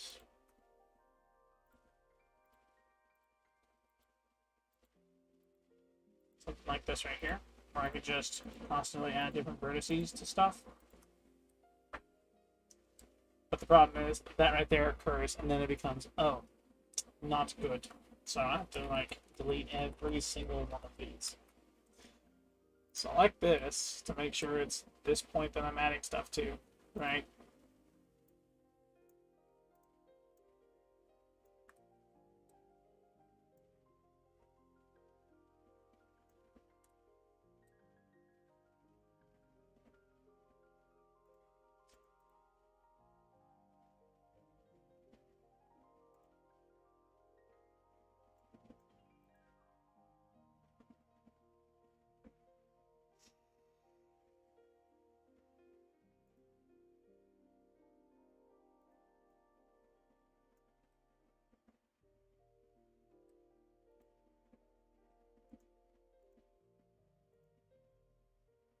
So I can't subdivide it.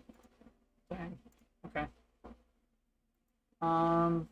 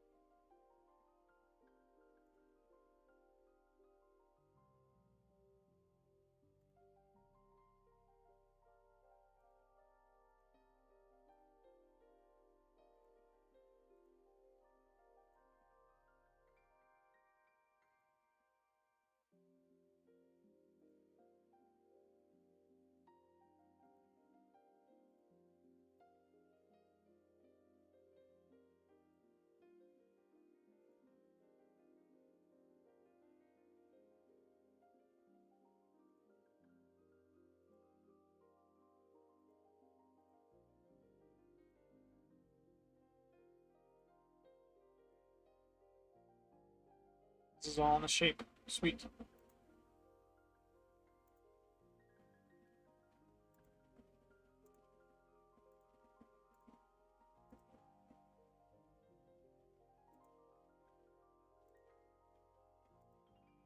I hope this adds the points I'm after, because if I can just like fractalize all of this to where it like creates many different points that I can then contort and bevel and stuff. When I bake the domain, my hope is that when I press play, it will actually start playing smoke and everything like that. Obviously, there's a little bit more I've got to learn about this, and I do want to get to actually rendering this out and making it into a viable thing. I understand I didn't really do much this stream. I am very much so working hard to get this to where I want it to be, right? That being the case, I do hope you guys enjoyed the stream. I'm doing a giveaway for Warframe if you're interested in participating. You're guessing the number of 1999 cover display photos that cover display posters that I purchased in the game Warframe. Yeah.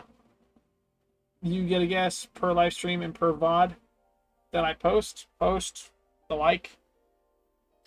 You got 10 minutes after the end screen displays itself. Wait, what am I doing? I streamed for 3 hours today, not 2. It's 4. I have another hour to go.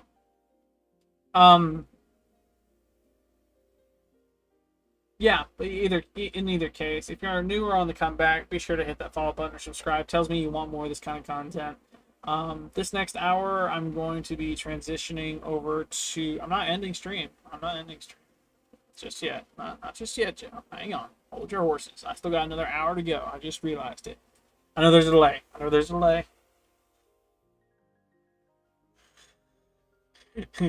I'm sorry.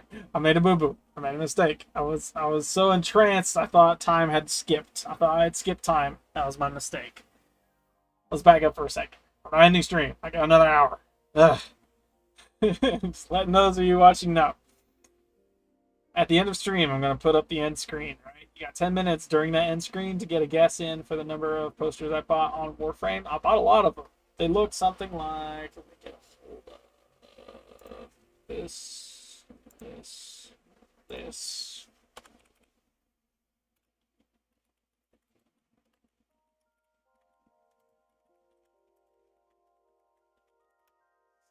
we go.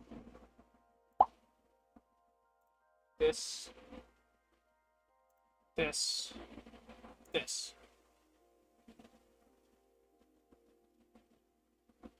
I should display it. Maybe it's because of this. Yep, it is. Okay, so you have to guess the number of these right here that I purchased in the game Warframe. I bought a lot. At the end of stream, that is the whole point of the giveaway. You guess one of the 6 numbers I've currently got going on, and you get a Warframe. And if you guess the grand total, you get 6 Warframes, or the remainder of, if someone decides to guess another number that is correct before you. That'll be at the end of stream, though. We do have another hour, and what I want to do is I want to take a break. I'm going to put the BRB screen up instead of the end screen, just so we're on the same page. I'm going to stop recording, and from this, you'll have a VOD on Orb Plus. You can literally type in Orb Plus. Boom. Go to all. And it should... Boom. Right there. That'll take you to my channel directly, or at least it should. Yeah, that'll take you directly to my channel, and from there, you'll see the VOD I have of this. As for everything else, everyone else in chat, we'll be right back. I want to continue with Blender, but at the same time, I think what I'm going to do when I get back is I'm going to transition over to the teleport side of things. So instead of Blender and that, I am going to transition to building the D&D world we're currently running with, right? I don't know how to get... Oh my gosh.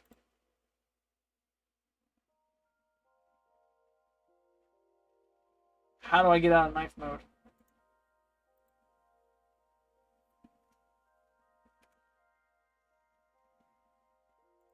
like that. I have to press escape. That did nothing.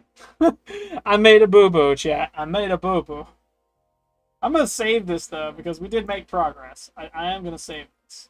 That is now saved. Yay. We're going to back out of this. BRB. Be right back.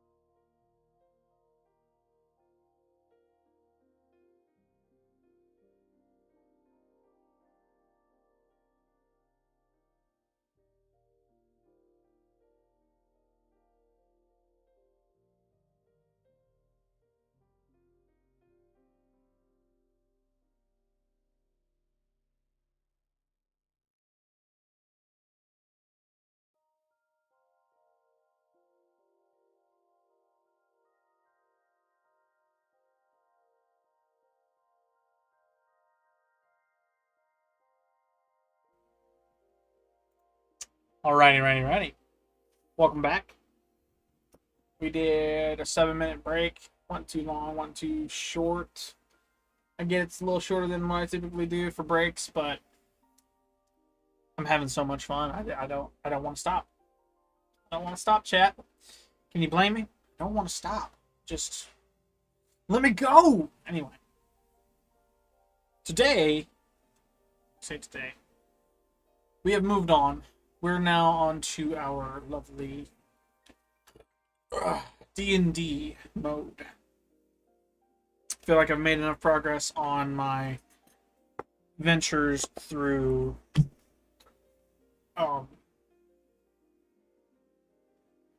thing. What's the name of it again? Can't quite remember. Blender. There we go. I feel like I've made enough progress on Blender to say I am happy / satisfied at the moment with my progress and its creation. Every time we've gone to Blender and done something, we've learned something new. And I feel like, and I know at any point in time I could go back to one of my videos and learn, oh, I did this. Oh, I did that. Oh, this was a thing. Oh, this was a thing. Neat, right?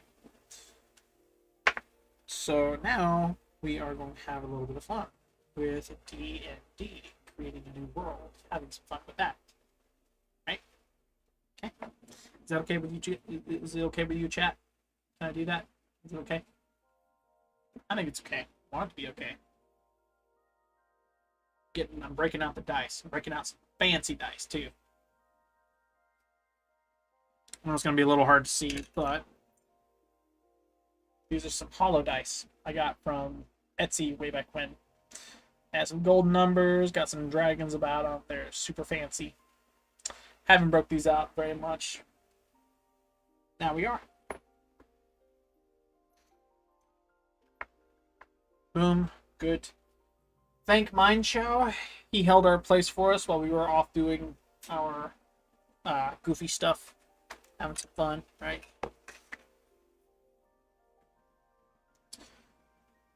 Where were we? Where did we leave off exactly? Well, we are currently working on Country 1 still. As you can see, we have a lot on Country 1. And there is a whole lot more to go. Like, a significant amount more to go. I believe... So... we are creating laws now. Strange and unique customs. Each location has a custom for its region in its country, right? So think the difference between Birmingham, Alabama, and New York City. Like the capital of New York City versus Birmingham, Alabama. The customs are different. The strange is different there. There are different vibes almost completely. And so that is what we're doing now. We are creating that strange vibe. And within the city and location, the laws of that specific part. With that being the case, I want to get this right the first time. Because laws typically pertain to state and country, right? But in this world, laws are a little more unique because you have general locations, you have points of interest. This settlement here has something strange about it. This hamlet here is something strange about it. Yet all these are located in the same country. So, learning curve. This is where learning curves begin and creativity really starts becoming heavy with detail. So, for this, we use D20 to roll. Oh, in high regards, so structured, but might not necessarily be codified into law. Take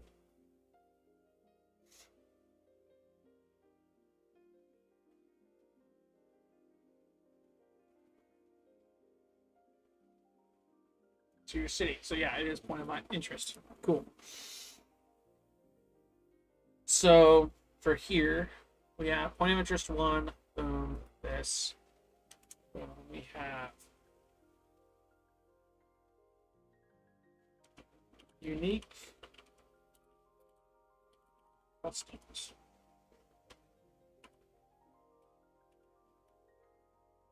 Good. Then we roll for 20.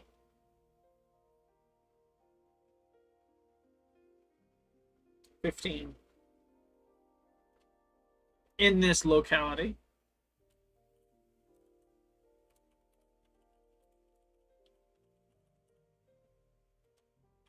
every fortnight, a large eagle is crafted out stone wood upon which is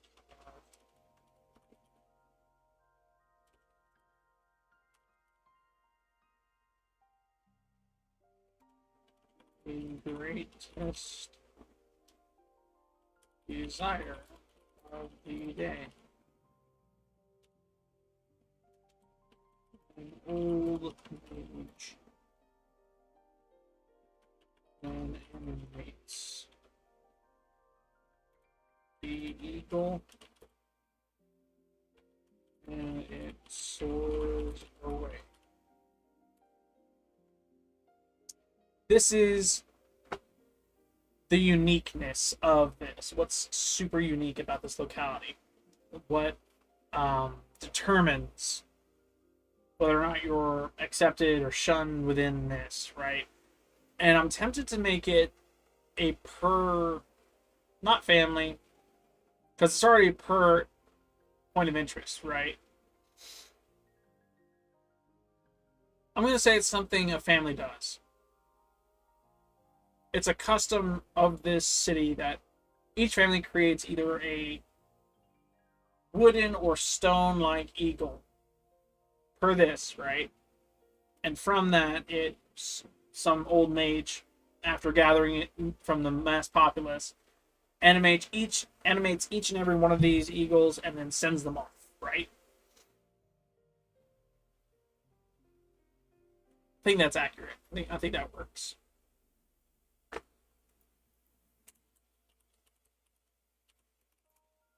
Unique custom. Boom. Roll for that. I see 11.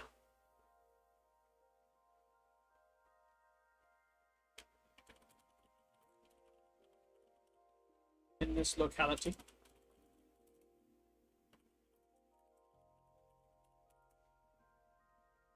Good. Clerics. Interesting.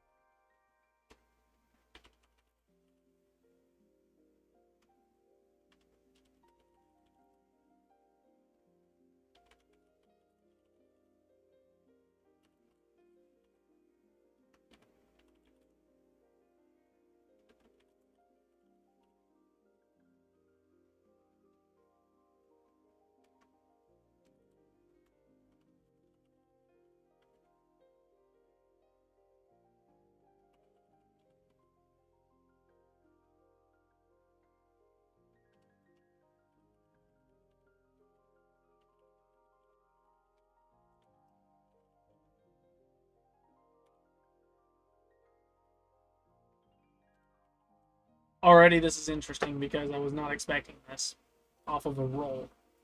So the unique part about this one is in the locality, clerics dressed in all black with blank masks show up at any time someone dies. They then take the body for funeral rites, and no one in this location questions why. Who, what, how, no one questions anything about it. That's what's strange about this.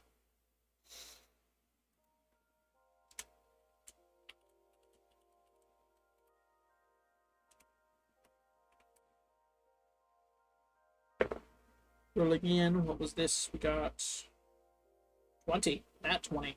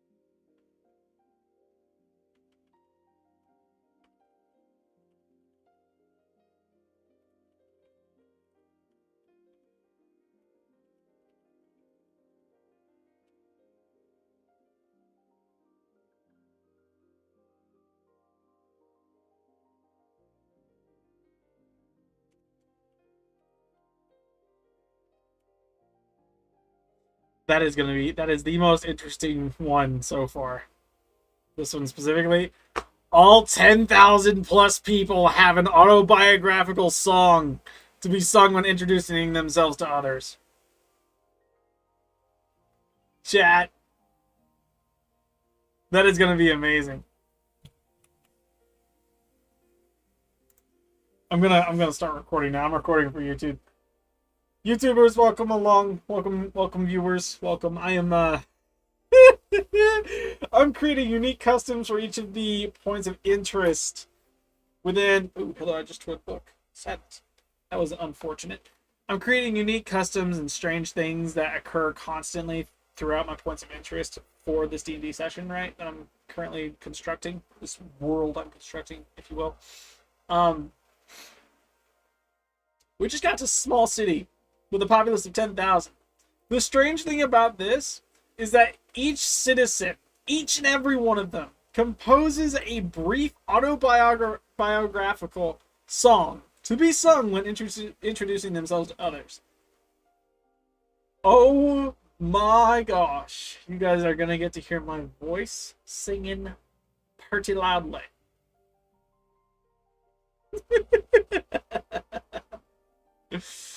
Oh man, this is actually starting to turn out to be pretty entertaining.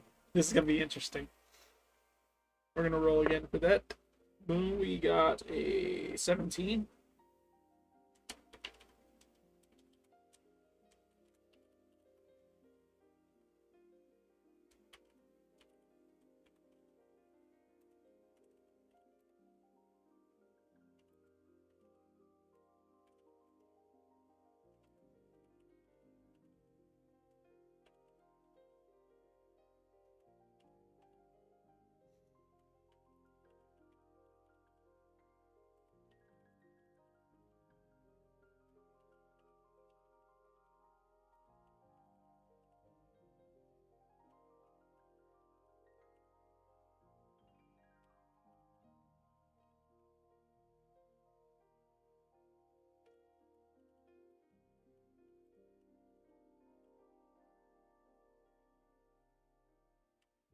Cool.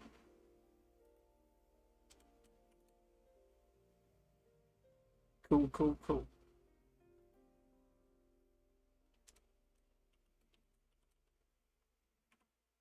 Can y'all read that okay? Like, is all of what's being typed over there, like, is that readable to you guys?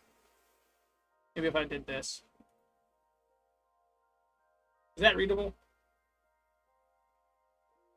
It didn't change. Oops, hang on. This. There we go.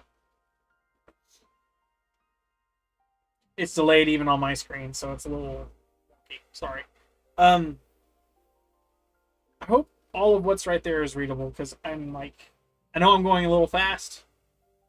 There's a lot to it. There's a lot of reading involved on this. There's a lot of reading that I've got to do as well. So it's like, I don't know. I'm entertained by this because I'm creating this world, and it's one of those things where I can imagine this happening. It'd be kind of interesting.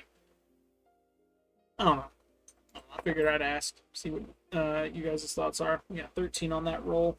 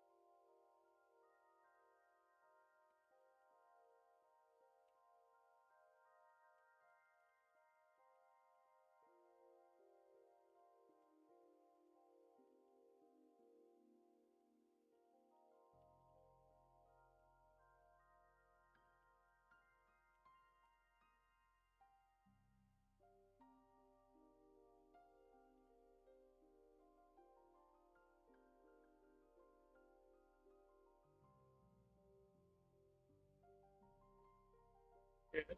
Okay. This.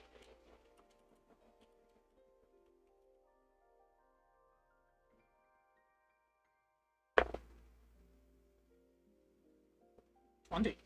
Again? Wow.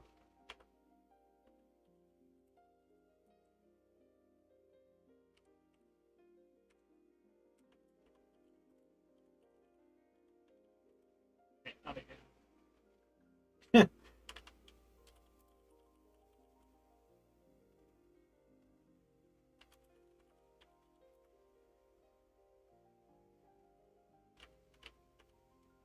I'm gonna do that for every time I see a duplicate.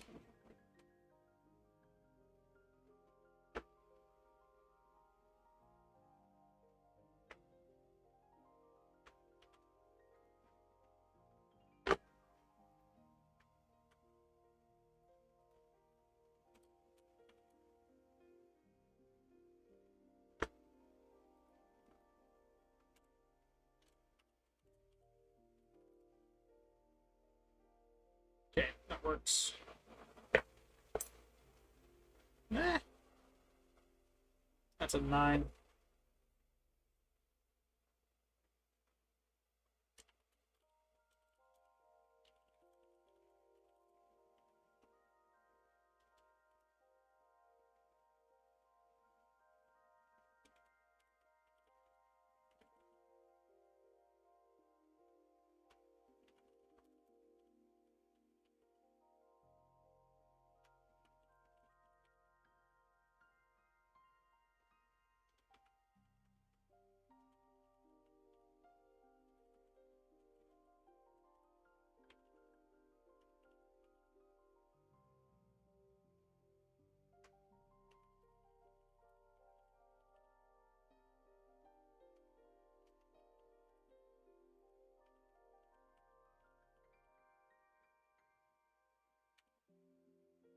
Cool.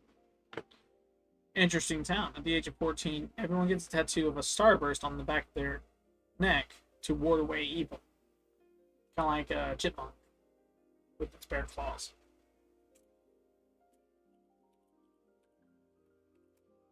Very interesting.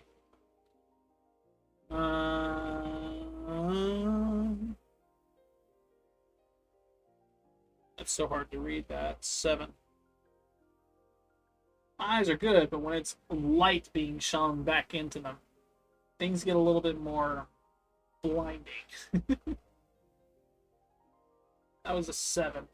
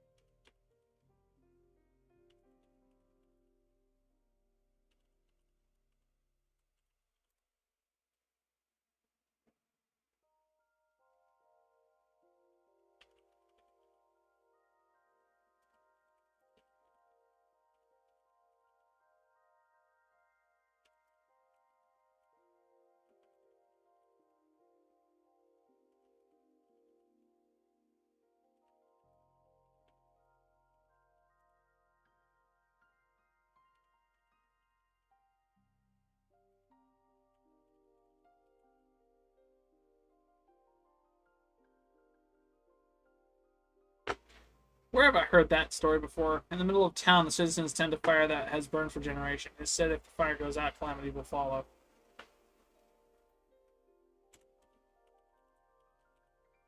I imagine I can make something interesting out of that. Not gonna lie.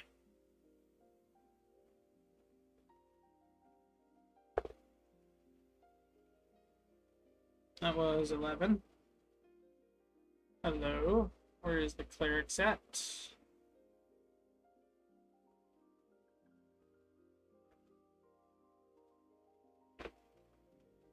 Right here.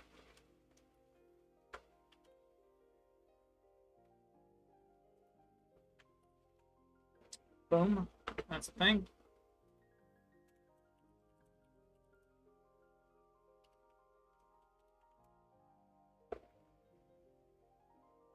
Three.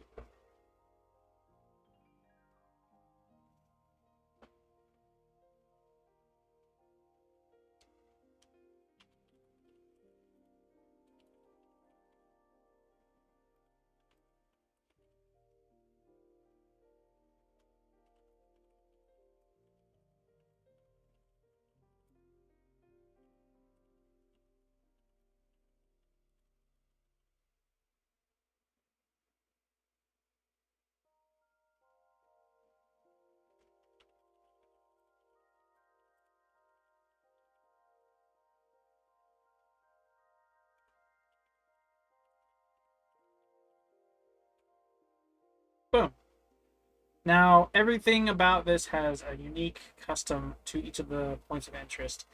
Now we're looking for strange and unique laws.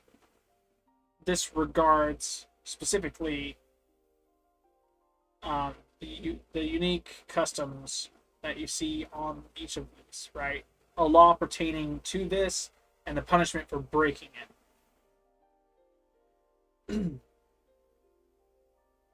So we're gonna start at we're gonna start from this top down again, just so we're on the same page.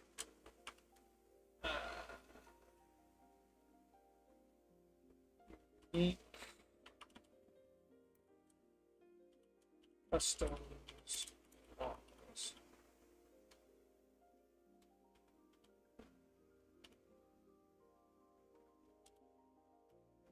I think what we could do. Yeah. I read the book's mind. I read the book before the book was read.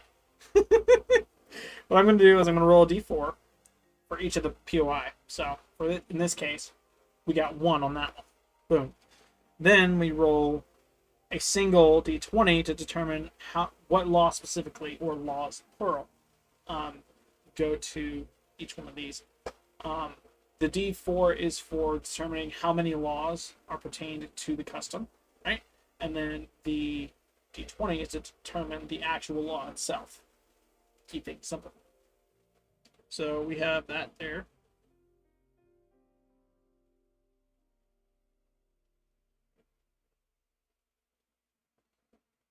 Here we go. It is a 1/8/18.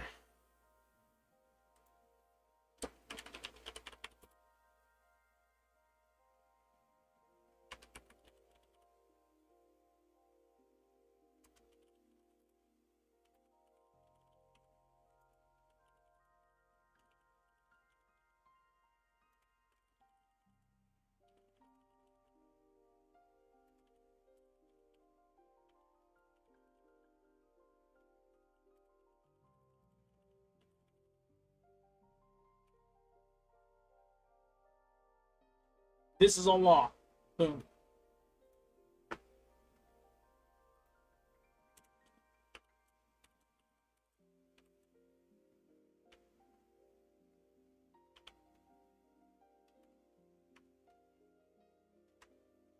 First up, d4.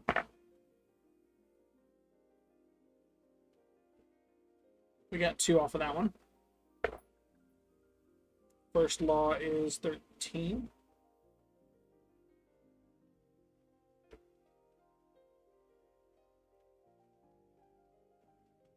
So we'll start with this one here. 1. Art depicting.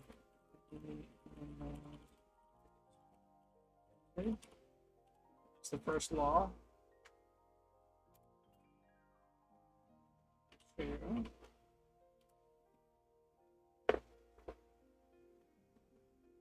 8. Wizards. Wizards must wear the symbol belonging to their school of magic. Wear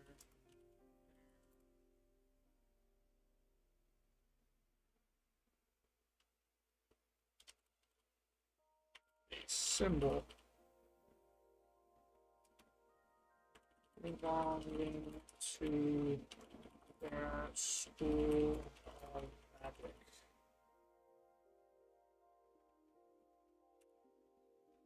Those are the 2 laws of that one.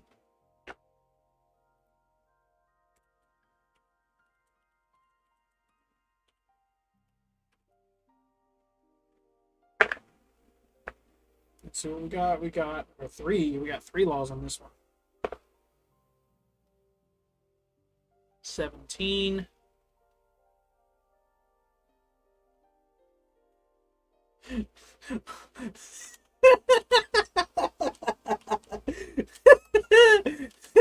Bear fights must take place indoors. What the heck is that law? That's amazing. What is that? That is 12. At noon every day, the city goes silent for 1 hour. Sound of any kind is illegal. At noon every day, the city goes silent for 1 hour. Sound of any kind is illegal. R.I.P. to anyone in a bear fight. Good grief, man.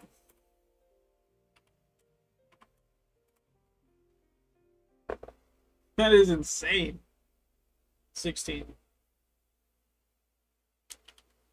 Crops and herbs cannot be collected. Does that say at night? At night, yep. Interesting.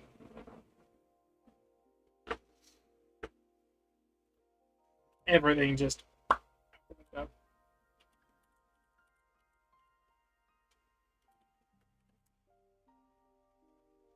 Oh, I have to determine that first. There are 4 laws to this one.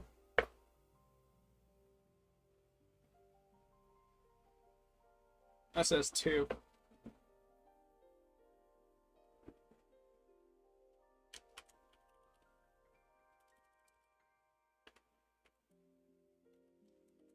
Vegetables cannot be ate on the 1st and 7th of every 3rd week.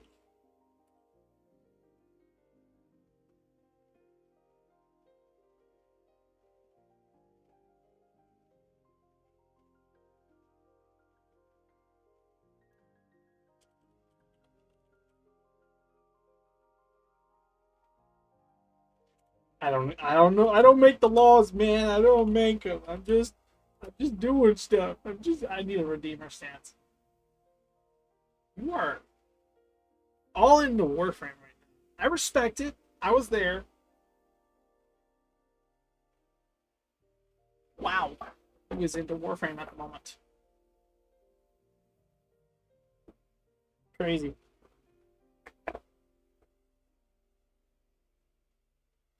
"13. Art depicting animals of any kind is prohibited.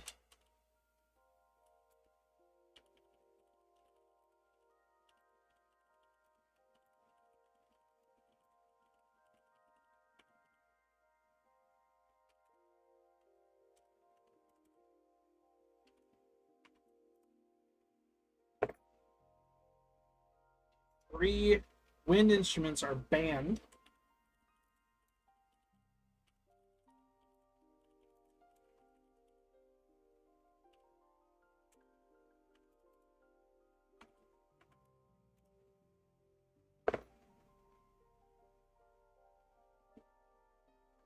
"4.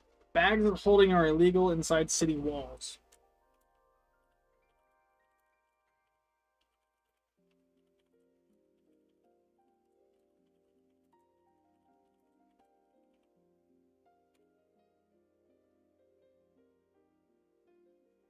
That's going to be encumbersome for those inside the city walls. Fair. Fair.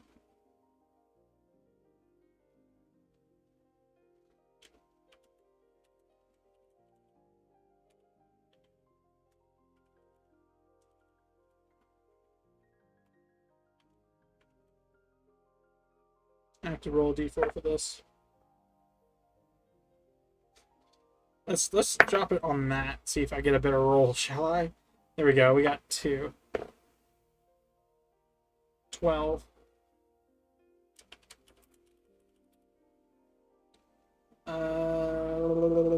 Everyday city goes central. Okay, so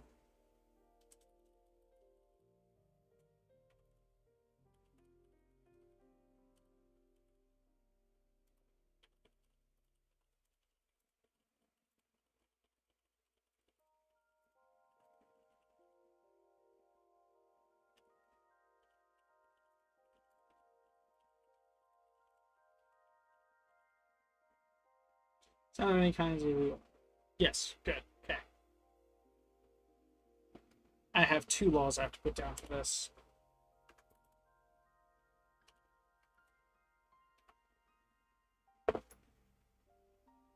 Six. One day a year, each citizen must volunteer to catch vermin or clean the streets.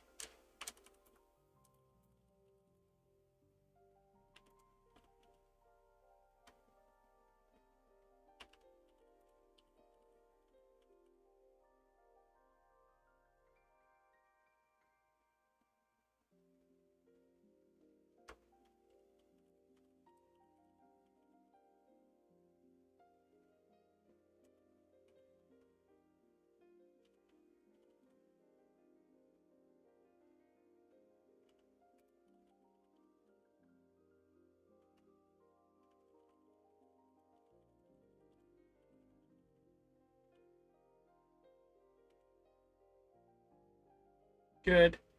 Those are the 2 laws for that one.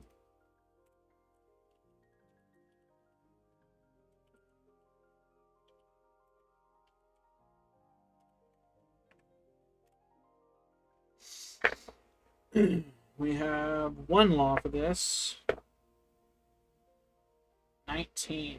Feeding alcohol to a sea creature is prohibited. Oh boy. I wonder what happened.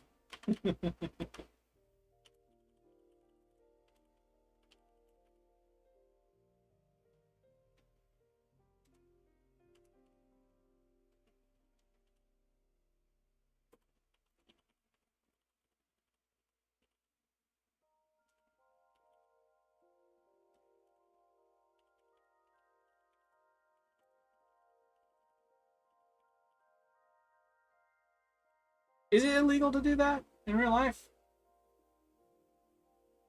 Asking for a friend. I don't know. Why would you do that? I don't know if that's a good thing or a bad thing. You know, the security is cool. Cool. Good.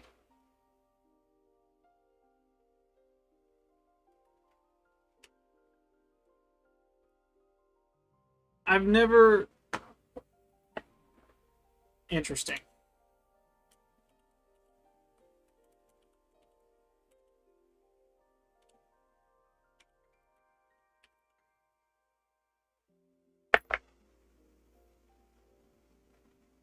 One law again. 14. Donkeys and horses are prohibited from sleeping outside. Interesting.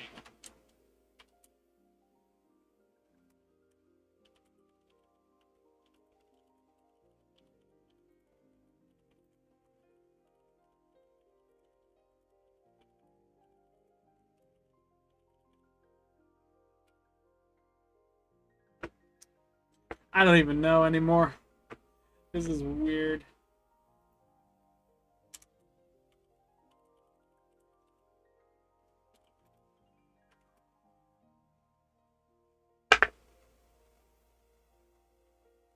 Four laws on that one. 9. Spellcaster must register with the city guard upon entry into the city.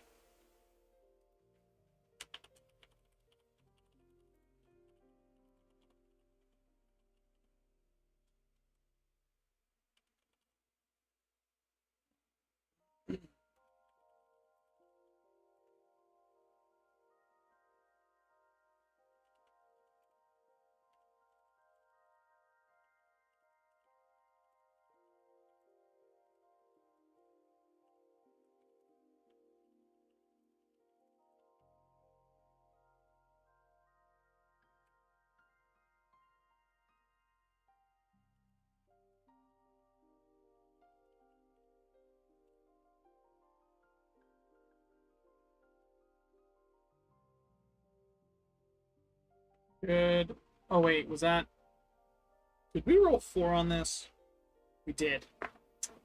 Oops.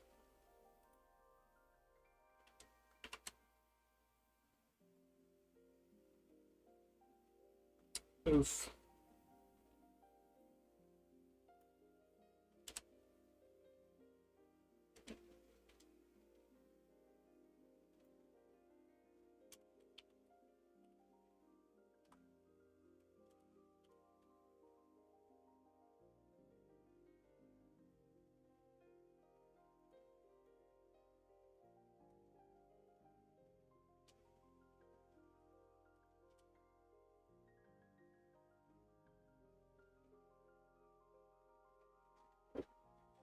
Oh man. Spell disturb city are on entry into the city. Is that correct? Yes, good.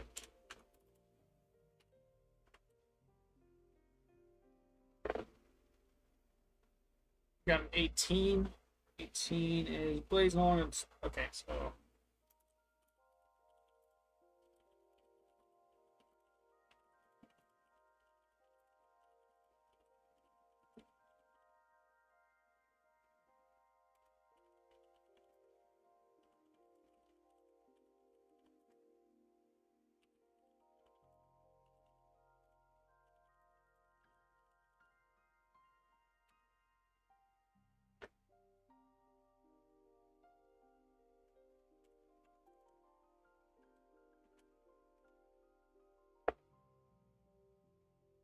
14. Rockies. Force prohibited from sleeping outside.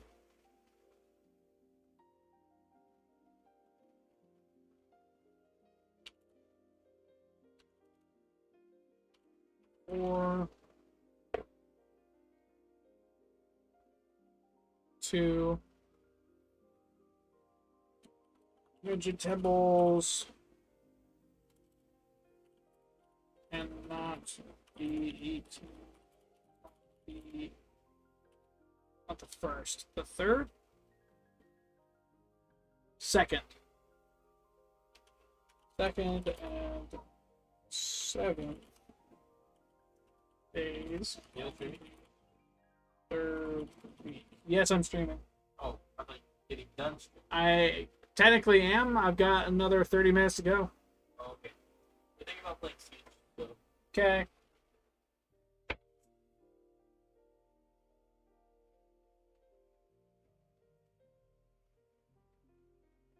I've been streaming for 3 hours, yes, but I've only been recording this VOD for roughly 30 minutes, so I think I'll keep up with schedule.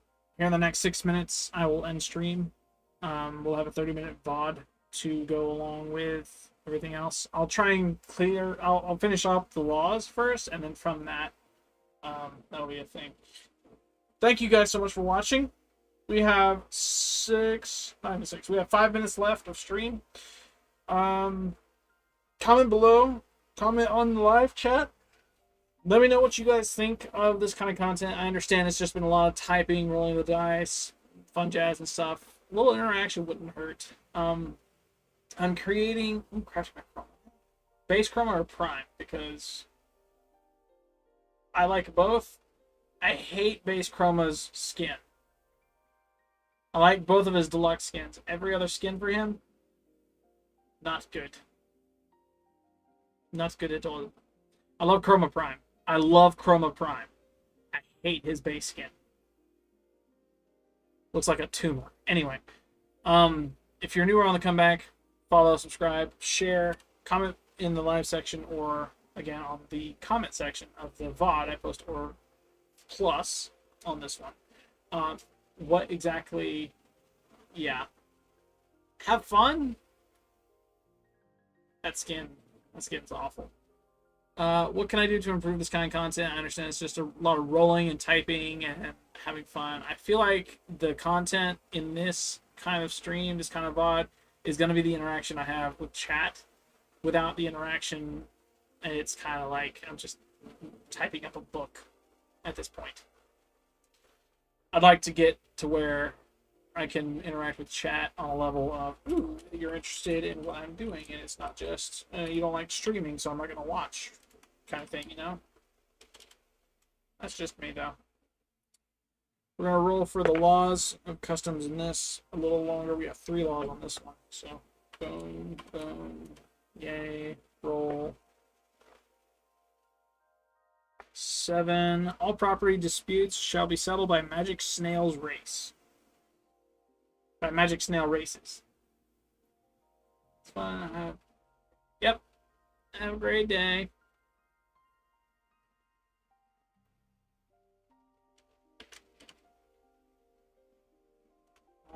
Property disputes shall be settled by magic snail races.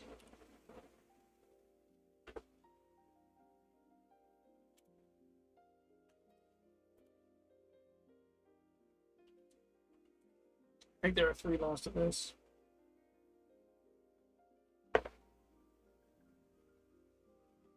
4. Bags of holding are legal inside city walls.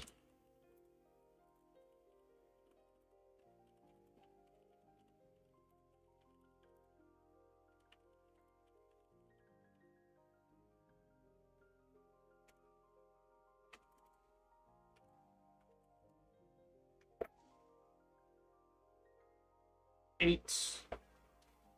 Magic symbol belonging to their school of magic.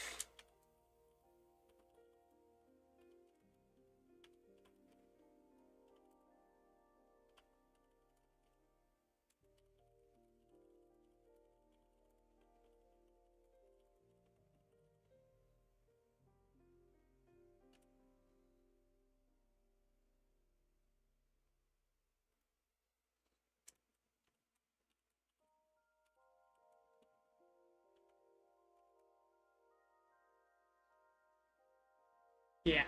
Get her. Get it, Mora. We have 4 laws on this one. 17. Fair fights must take place indoors. Rip.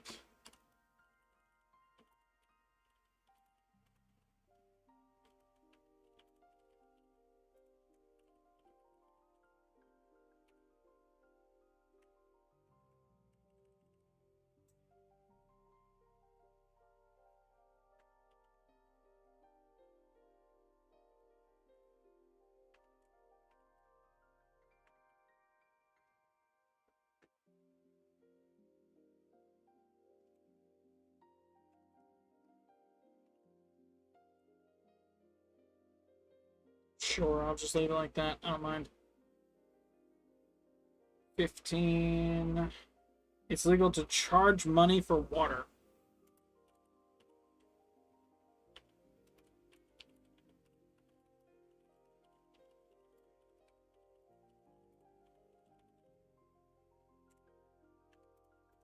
I feel like that should be a thing in real life, to be honest. You have to charge the one thing that keeps you alive? That's kind of stupid.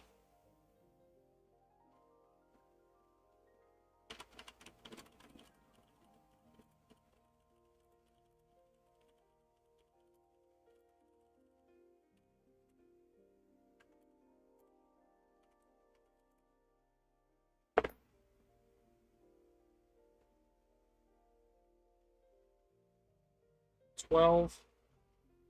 At noon every day, the city goes on for 1 hour. Sound of any kind is illegal.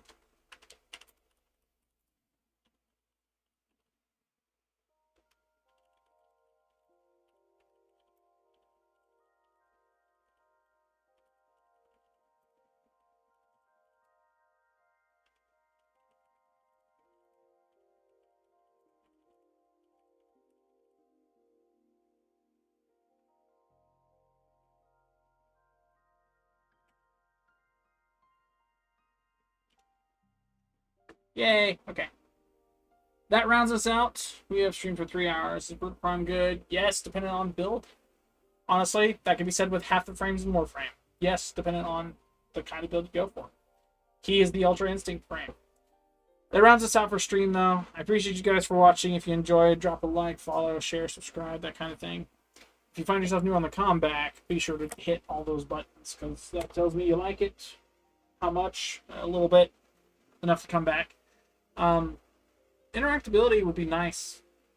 I've got 26, 20-ish, 20-something 5s followers, right? And I get this is one of the more boring streams that I've had. I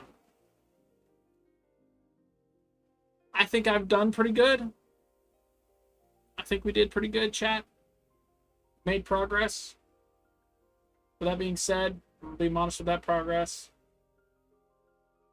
It's enough for me. Thanks for watching. You got 10 minutes. Ready, set. Wrong mouse. Go.